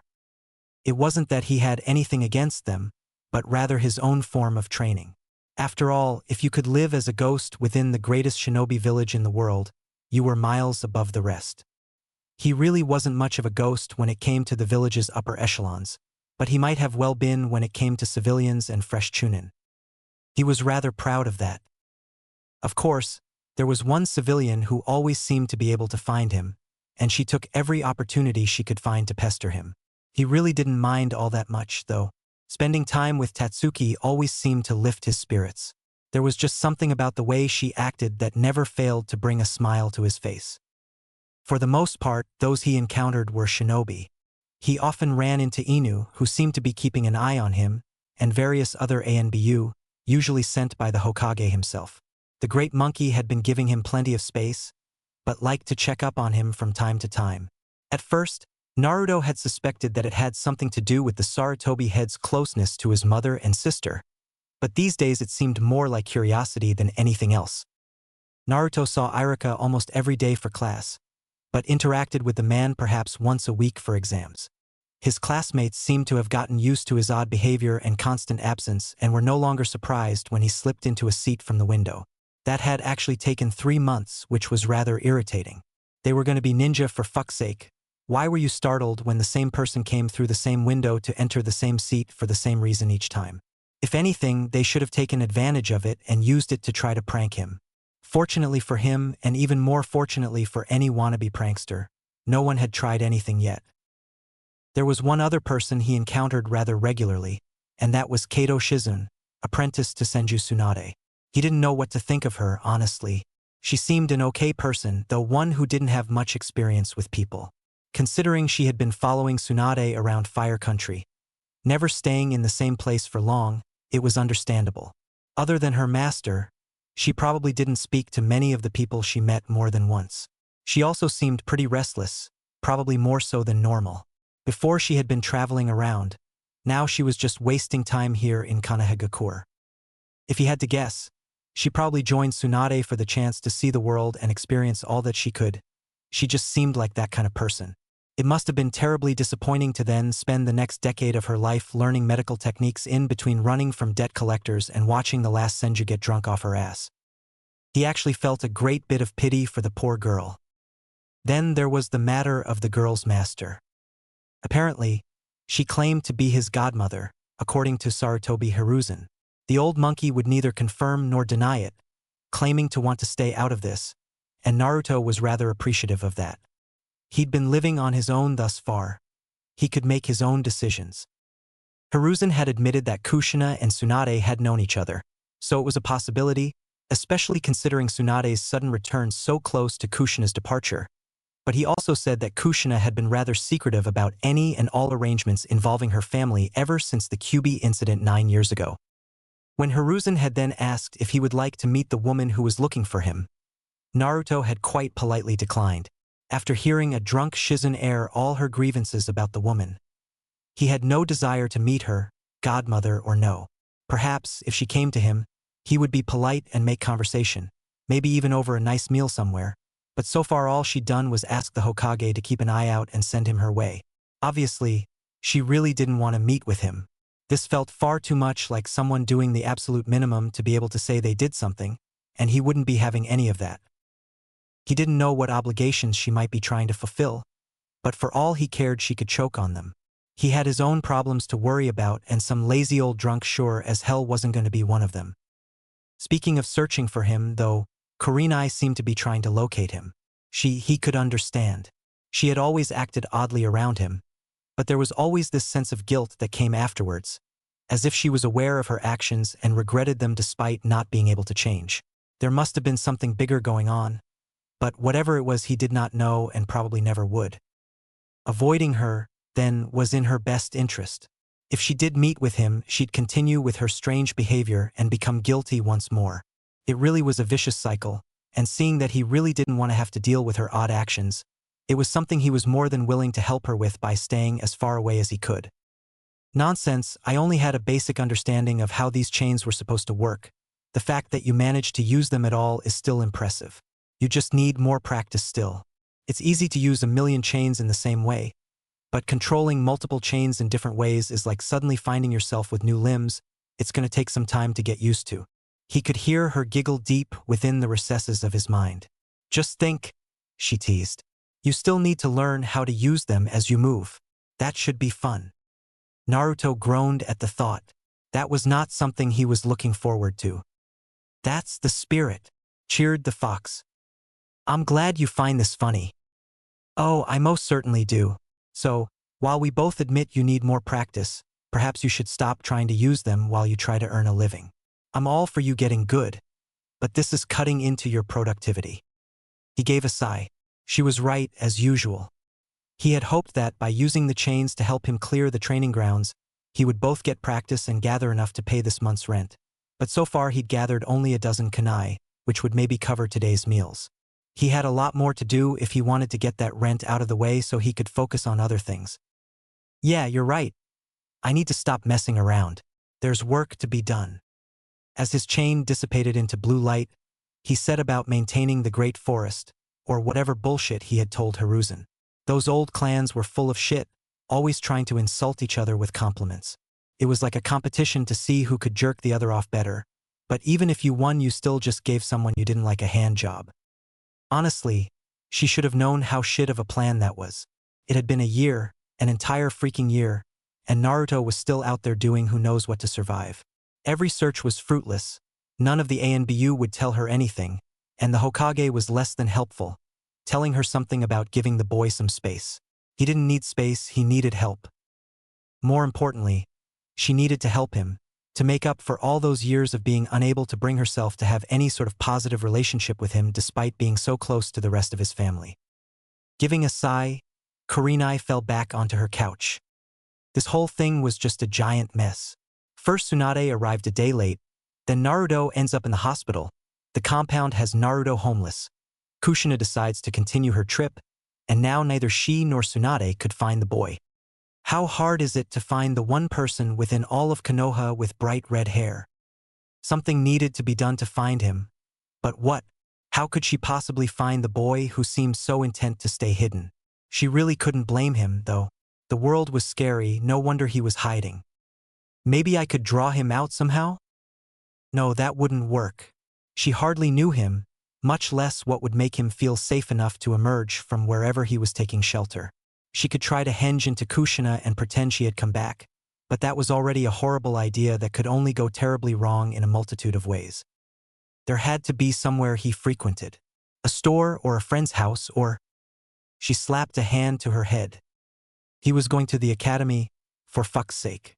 Here she had been over the last year, wandering the streets of Konoha for signs of the boy, but he would have been in the academy learning to be a shinobi while she was out looking for him.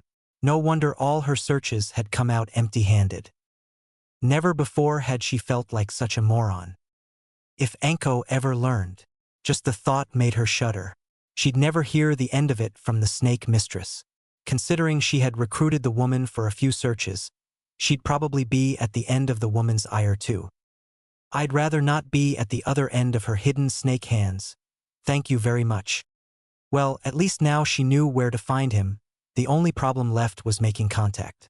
She could wait out in front of the building like some of the parents, but he might not be too appreciative of that. He'd be even less pleased if she tried to draw him from classes. Naruto never seemed to want attention, and that would be an excellent way of bombarding him with it. Maybe he could miss a day or at least an hour or two. I could wait for him there in the morning. It was better, but that still didn't feel quite right. Maybe she could ask Irika about him. Everyone knew how close she was to his family. It would make sense for her to check up on his academus from time to time with his mother away. Yeah. Check up on him once a year, that's perfectly normal. Well, it wasn't as if she had any better options, and if that didn't work she could resort to ambushing him before class. Better yet, if he walked in while she was speaking to Irika, then she could pull him away, at least for a few minutes, to tell him about the arrangement she and Tsunade had come up with. Surely he'd appreciate being told that he had a room in the Senju compound ready for him. It was settled then. She'd stop by the academy first thing in the morning. Everything was going to be just fine. Again, she called, watching as the young blonde girl continued to train under the glaring sun. It was hard work, and she was proud of her, but it wasn't enough. The past year had been hard on Kushina.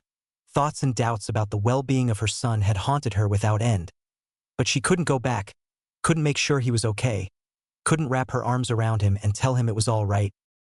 But she wanted to. God, she was tempted, but she stayed strong. They couldn't go back, not yet. And so, she made good use of the trip. Once more, Naruto would be trained to insane levels for a girl her age and would return ready to protect their home of Konoha as the new head of the Uzumaki. And then Kushina could devote all of her time and attention to Naruto, the next head of the Namikes. And by the gods, she would train her son until he surpassed his father. She would make damn sure that she made up for leaving him behind, as necessary as it was. Until then, however, she would focus on Naruto and her training. Her basic shinobi skills were coming about wonderfully, but compared to what would need to be taken care of soon, this was nothing. It was not easy to control the chakra of the Kyuubi, but as its Jinchuriki, Naruto would need to learn how. That and that alone would take up the majority of this training trip, but once it was done she could be confident in the safety of both Naruto and her brother. All right, that's enough. Come take a seat and get some rest. The young girl didn't bother coming over, instead choosing to collapse right where she stood in the field of grass they had been training in. Or just stay over there, sighed Kushina as she walked over and dragged her daughter back to their little base camp. As Kushina looked down at her daughter, she couldn't help but smirk. She had fallen asleep, completely exhausted from the training. Just like a true Uzumaki, thought Kushina. Training until they collapse. Words may not have been able to express the pride she felt for her daughter, but her thoughts still lingered on her son. I haven't heard anything from Tsunade, but she really didn't want to do much in the first place. I suppose expecting regular updates was a bit much. It was a bit disappointing that she hadn't been told anything about her son's well-being, but at the same time no news was good news and she was confident she would be notified if anything bad happened. I still wish I knew how his health was. Tsunade hasn't given me her opinion on the matter. That was rather important, a key factor in ensuring his safety. But until Tsunade told her otherwise, she'd have to trust the rather alarming theory given to her by the young medic she had met at the hospital. Chakra maturity happens around 12, which is why academy graduation is so young, so I have at least 3 years before I can be sure it's developed properly away from the influence of the Kyuubi's chakra. 1 year had been far too long to wait. Another 3 was going to be an unbearable torture, but she'd make it through, if not for herself, then for the sake of her children. As much as she wanted the family to be together, she had to do what was best for them all. No matter how much it hurt. The familiar sense of comfort and belonging filled his being as he took his first step on the black marble flooring of his world. It was not really his world, not truly, but with his control over it, it might have well been. The pale, flickering light bathed him in its green glow as his footsteps echoed down the walkway. There was a scent in the air, like pine trees and spice, but there was something else that lingered in the air, an aroma he couldn't put his finger on, which was odd. This world became what he wanted, so why didn't he know that smell? With quick steps, he continued into the main dining hall, only to raise a single brow at the fact that it was bigger than he remembered, grander. Instead of a room with just a long table, he had walked into an entire ballroom. The table, he idly noticed, had been moved along one of the walls. Like it. His attention was drawn towards Mito as she descended the stairs, her red dress trailing behind her. I have to admit, I'm a bit confused. I was unaware that you could change anything in this place. The woman giggled as she reached him, looping one arm through his own and leading him to the table. You've been giving me a lot of leeway recently, even if you don't realize it, so as long as my changes don't go against your own desires, they'll stay until you take the time to change them. He looked around, noting the brightness of the room. It was rather out of place in this world, so it was the first thing to go. As the lights dimmed and white and gold color scheme turned to red and black, Mito pouted. So I guess you don't like it. You could have just said something, you know? Say something about what? He questioned, gesturing around the room. I love what you did to the place. She hit him on the arm rather hard for that one, but he only grinned and turned them away from the table. What are you doing? She asked suspiciously, looking back to the table they were leaving behind. What we are doing is dancing, he answered with a grin. A piano replaced the table, filling the room with soft melodies. You went through all this trouble to make this lovely room. I thought it would be a pity not to put it to good use. And we can't eat first? We could, but I'm still trying to think of something to serve. This is mostly to buy me some time. She raised an eyebrow with a smirk. Were you lying to me about putting my hard work to good use? He scoffed. Absolutely not, he denied. I'm putting it to good use in buying myself some time. I see, Mito laughed. In that case, let's buy you some time, She turned to him and wrapped her arms around his neck. Instantly the two were reminded of their height difference. Perhaps, Naruto began. This was not the best thought-out plan. Maybe we should go back to dinner. Oh no, you're not, mister, frowned Mito. You promised a girl a dance and by the gods you're going to give it to her. As much as I'd like to, I don't think this is going to work. Unless you have a plan of some sort. I'm not really comfortable dancing with my head between your breasts. Ah, trying to take away all my fun? Fine, I suppose if it makes you feel better, I can change. Just remember, I'm changing just for you. With a grin, her features melted away, leaving her as a 12-year-old girl. Naruto, being rather tall for his age, was just barely taller than her. At his inquisitive stare, she grinned again and gave his cheek a quick kiss. Just because this seal keeps me in a human form doesn't mean I can't change the appearance. And you didn't think to mention this earlier? You're far more easily flustered when I'm in my usual form. Why would I ever give that up? Now, enough talk. Let's dance. Moving her arms over his shoulders and around his neck again, she was immensely pleased when he didn't hesitate to place his own hands on her hips. She gave him a smirk. You know, you seem far more comfortable and straightforward when I'm younger. Maybe I should have used this form from the beginning.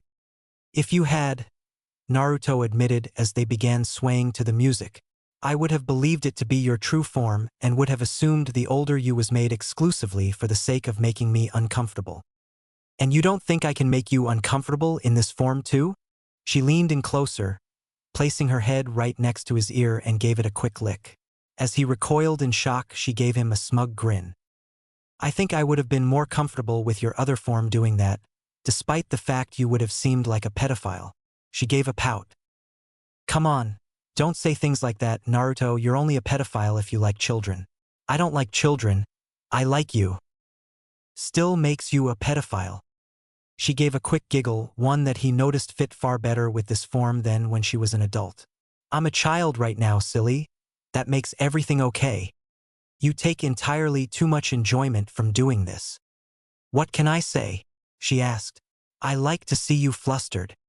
You and Tatsuki both, it would seem.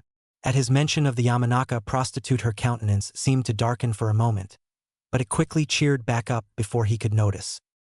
What can I say? It's a lot of fun, and you just look so adorable when you're all red. Frowning, he took a quick glance about the room. I wonder if it would feel the same in a more public space. She shot him a questioning glance.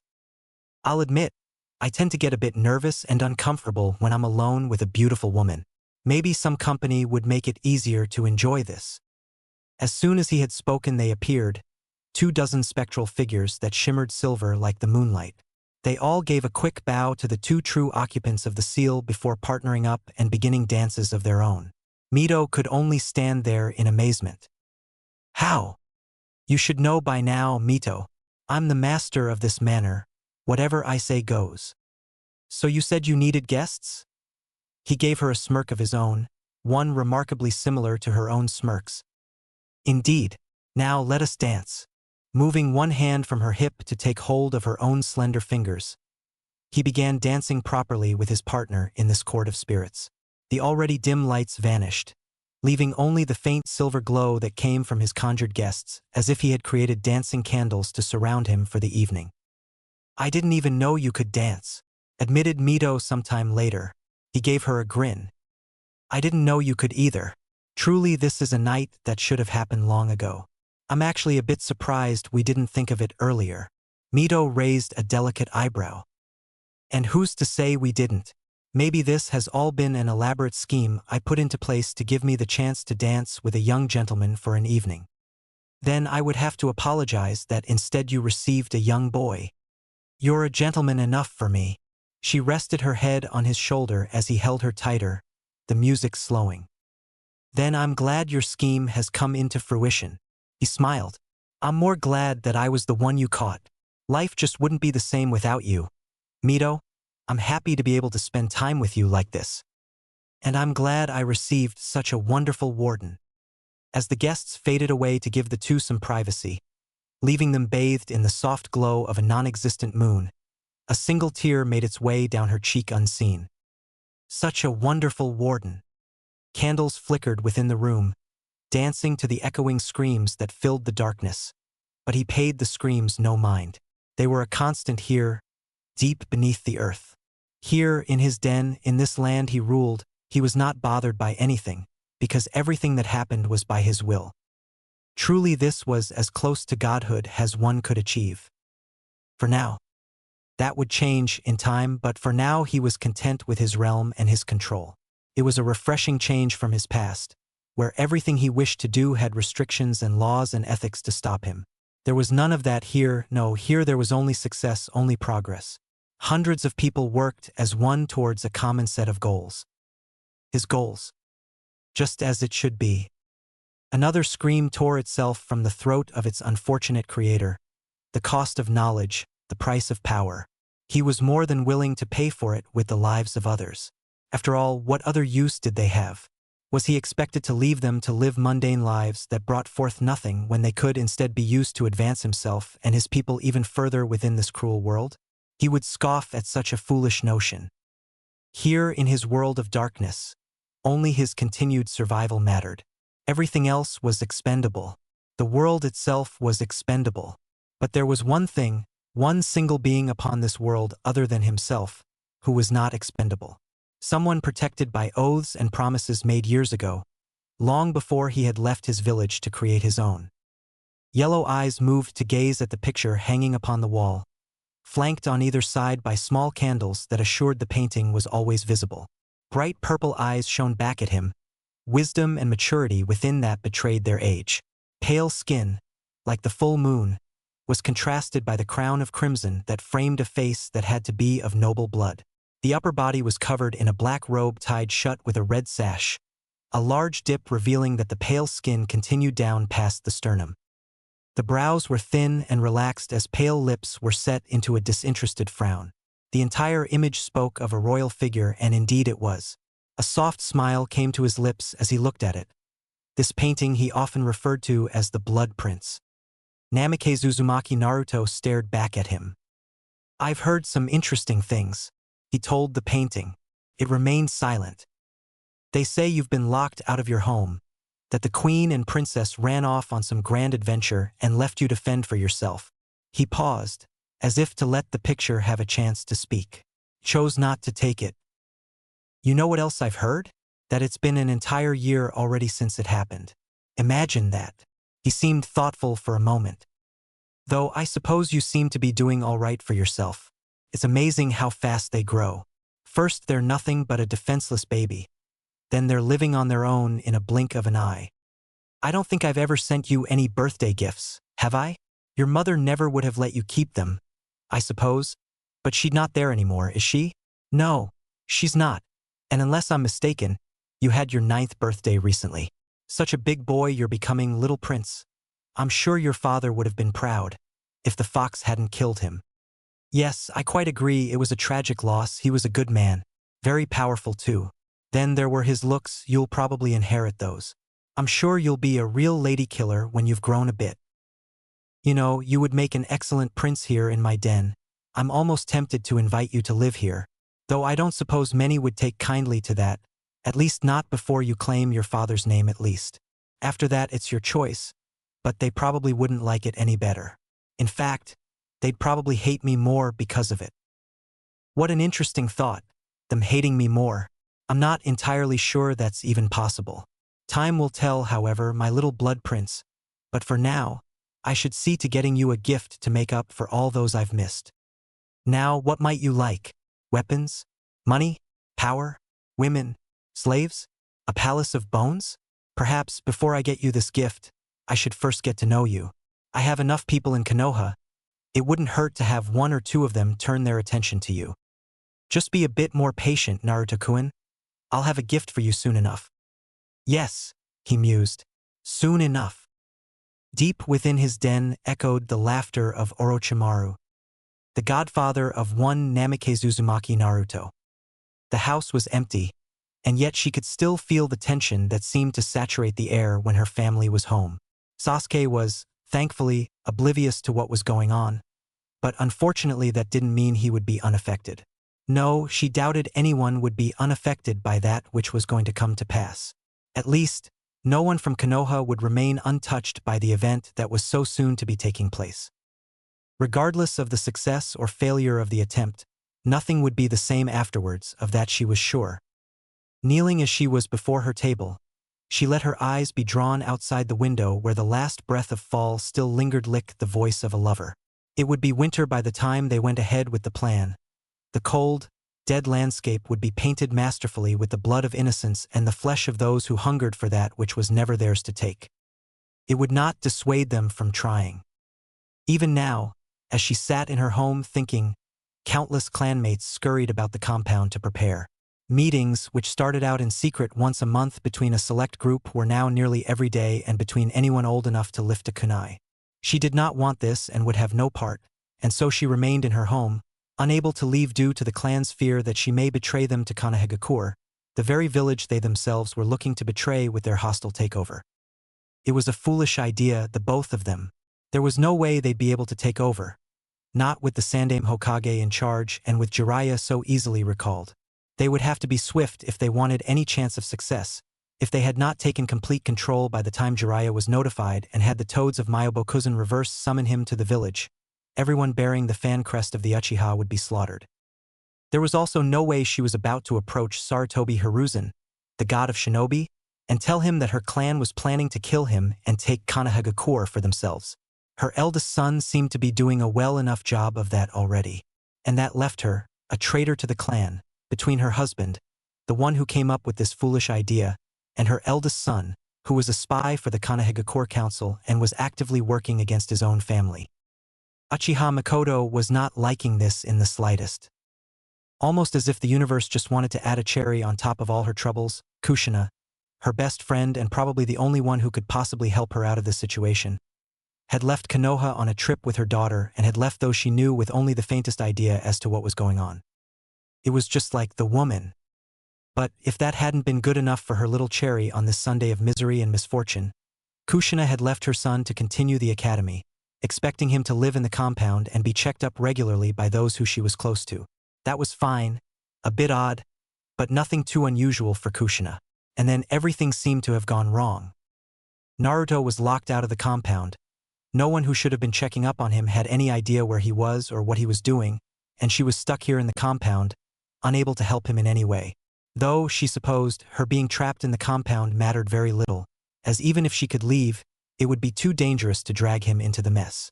The child seemed to have enough trouble in his life right now. He didn't need her and her clan adding to it. Of course, talk of him being seen on the streets had faded away, leading her to believe that, even if someone hadn't taken him in, he had managed to find somewhere to live and a way to support himself. More power to him was her opinion. If he could make a life for himself by the age of 9 after finding himself with all his worldly possessions stripped away from him soon after his 8th birthday, then he was certainly something special. She was a bit impressed with her friend's son, and a bit jealous of her friend for having such a son. Though, if all this somehow managed to blow over a miracle, to be sure, she would definitely see about bringing him into her family, even if only as a close friend. Sasuke could use the company of other people, and she wouldn't mind having a third son to fuss over. That was all hopeful dreaming, however, as it was never going to happen. But at least it gave her something to occupy her time with. If she was stuck in here for too much longer, she'd probably go mad. She gave a deep sigh and turned to her tea. Noting the lack of heat, she frowned. Had she really been lost in thought for so long? Picking it up, she went to the kitchen and placed the cup in the sink to wash later. She really didn't feel like doing it right now. Instead of returning to her seat in the kitchen, Makoto walked into the living room, sinking deep into the light blue couch. Massaging her forehead with her fingers, she let out another sigh. This was all so frustrating. If only there was a way to fix this mess, she mumbled.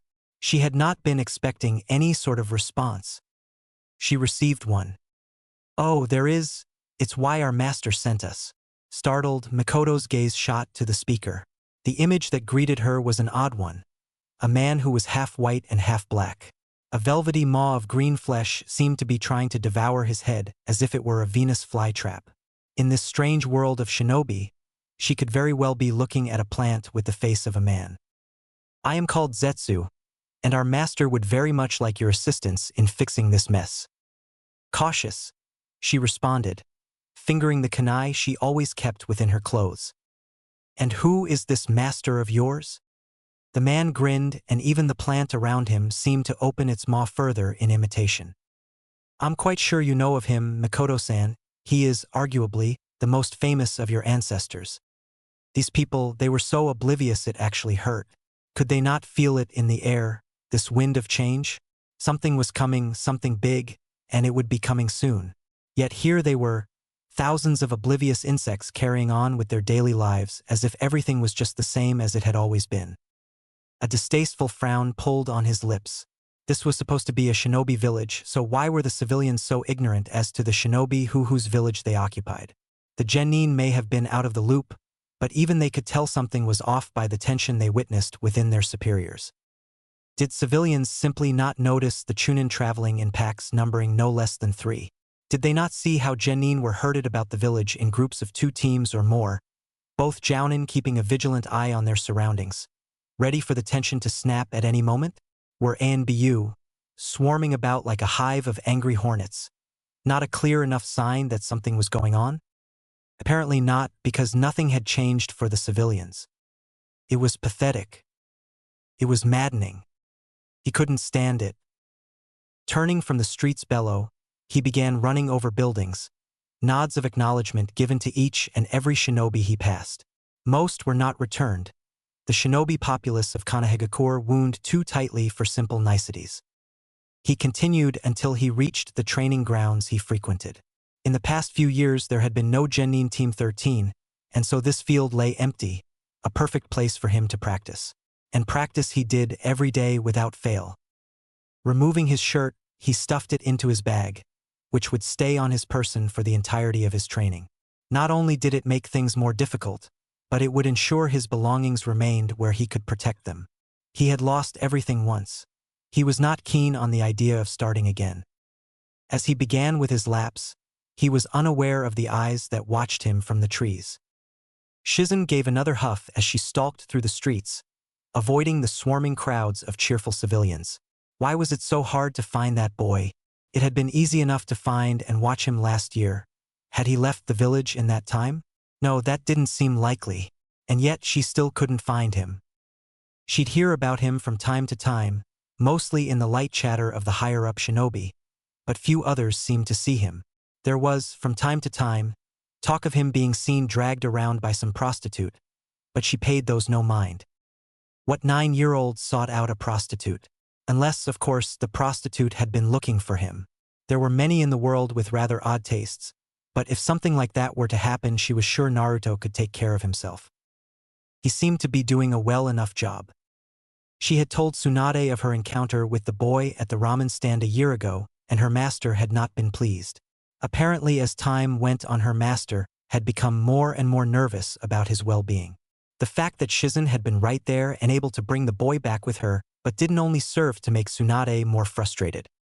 Of course, Shizen had no idea why her master was so interested in the boy, and even to this day Tsunade refused to tell her any more than it was important to find him.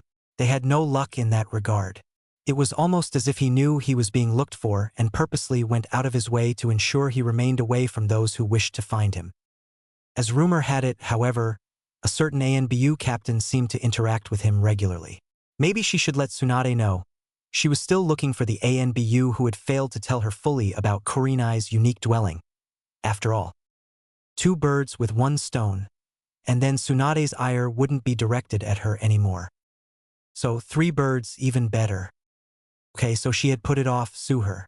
Standing just outside the classroom door, Kurenai looked around nervously. This was it. She was going to see Naruto. She was going to tell him about his room in the Senju compound. She was going to let him know that she was there for whatever it was he needed. Calm down, girl, you've got this. He may be a bit upset, but he'll understand. He'll be happy to know that these arrangements have been put in place. You can take him to the Senju compound personally, sit him down on the bed, and have a nice long talk explaining everything. He's an Uzumaki, they always forgive. There's no way this could possibly go wrong. Well, technically, it already had. While she originally planned to come in early and be here when he first arrived, it had taken her until noon to get over her nervousness and make her way to the academy. Hopefully she could catch him as they were released for lunch. And, even if she couldn't catch him before he ran off, she could get some information from Irika and lie in wait for Naruto's return. If he had been going to the academy for all this time, despite his lack of living arrangement, she was absolutely certain he'd come right back for class once lunch ended. As the sound of rushing children grew louder, she stepped to the side of the door and watched the mass of students that squeezed through the frame, keeping a sharp eye out for Naruto's messy crown of red hair. Oddly enough, it was not amongst the sea of children. Giving a slight frown, she hoped he was still in the classroom as she walked in. She was quick with her scan of the room, taking only a second to move her sight to Irika, but still she could not locate the reason for her visit. She felt a deep weight settle in her stomach and a tightening in her chest. He had to be here, there was nowhere else to look. Ah, Yuhi-san, is there something I can help you with? Irika's voice caught her attention, and she tried to give the man a sincere smile despite the worry building within her. Yes, I just came to see how Naruto's been doing in class. It's been a year now, and I haven't heard anything about his academics, so I figured I'd come check. A brief flash of suspicion flashed over Irika's face, no doubt from her taking so long to ask about such a subject. He most likely knew that reason was a lie. Still, he looked up to the ceiling, as if in thought, and briefly directed his sight to the tree outside the window. Turning back to her from a frown, he seemed almost puzzled. I'm sorry, who? There's no one I know of by the name of Naruto attending my class. I do believe there was one on the first day, but then he ended up in the hospital and I haven't heard anything of him since. Kurenai suddenly found it hard to breathe. All the hope she had gained at the thought of finding him here in the academy, safe and ready to be taken care of, was crushed, leaving only a numbing cold inside her heart. This couldn't be happening. She had been so close she could almost feel the heat of his hand as she walked with him to the Senju compound. That heat was no longer a pleasant thought, but rather an angry inferno that berated her for being so foolish. She had assumed he would have continued. She had heard rumors that he was still there, but she had never before checked. He wasn't there. Honestly, she shouldn't be surprised. He was a homeless 9-year-old. For fuck's sake, why would he be trying to go to school? It made no sense. Quietly, almost in a whisper, she thanked Irika for his time and walked out of the classroom like a living corpse, all life having been sucked away. Kushina would be disappointed in her, she was sure. She had failed Naruto once again. She never saw the boy she had been searching for as he sat in the tree right outside the classroom shaking his head in the negative to his instructor, nor would she know of the grateful expression he sent Irika after she had left. But the eyes that watched the boy did, and they made note of the interaction. Orochimaru-sama would want to know. This was getting out of hand. Hiruzen was beginning to fear there would be no way to erase the tension between the Uchiha and the rest of Konoha. It had been growing for years, all the elite shinobi knew so, but now it was beginning to get to be too much. Tensions were boiling over, but Hiruzen couldn't figure out a way to douse the flames of the Uchiha peacefully. It was probably a miracle that things had lasted peacefully thus far, but that would have to be attributed to one Uchiha Itachi, a spy within his own clan for the safety of Konohagakure and all its inhabitants, the Uchiha included. Whether or not they believed it, Hiruzen really did want to see everyone safe despite the fact that they threatened the safety of his village. But they wouldn't let him. The Uchiha pride, it would seem, was a hard thing to overcome. Luckily, Itachi had somehow managed, though that was probably because of his mother.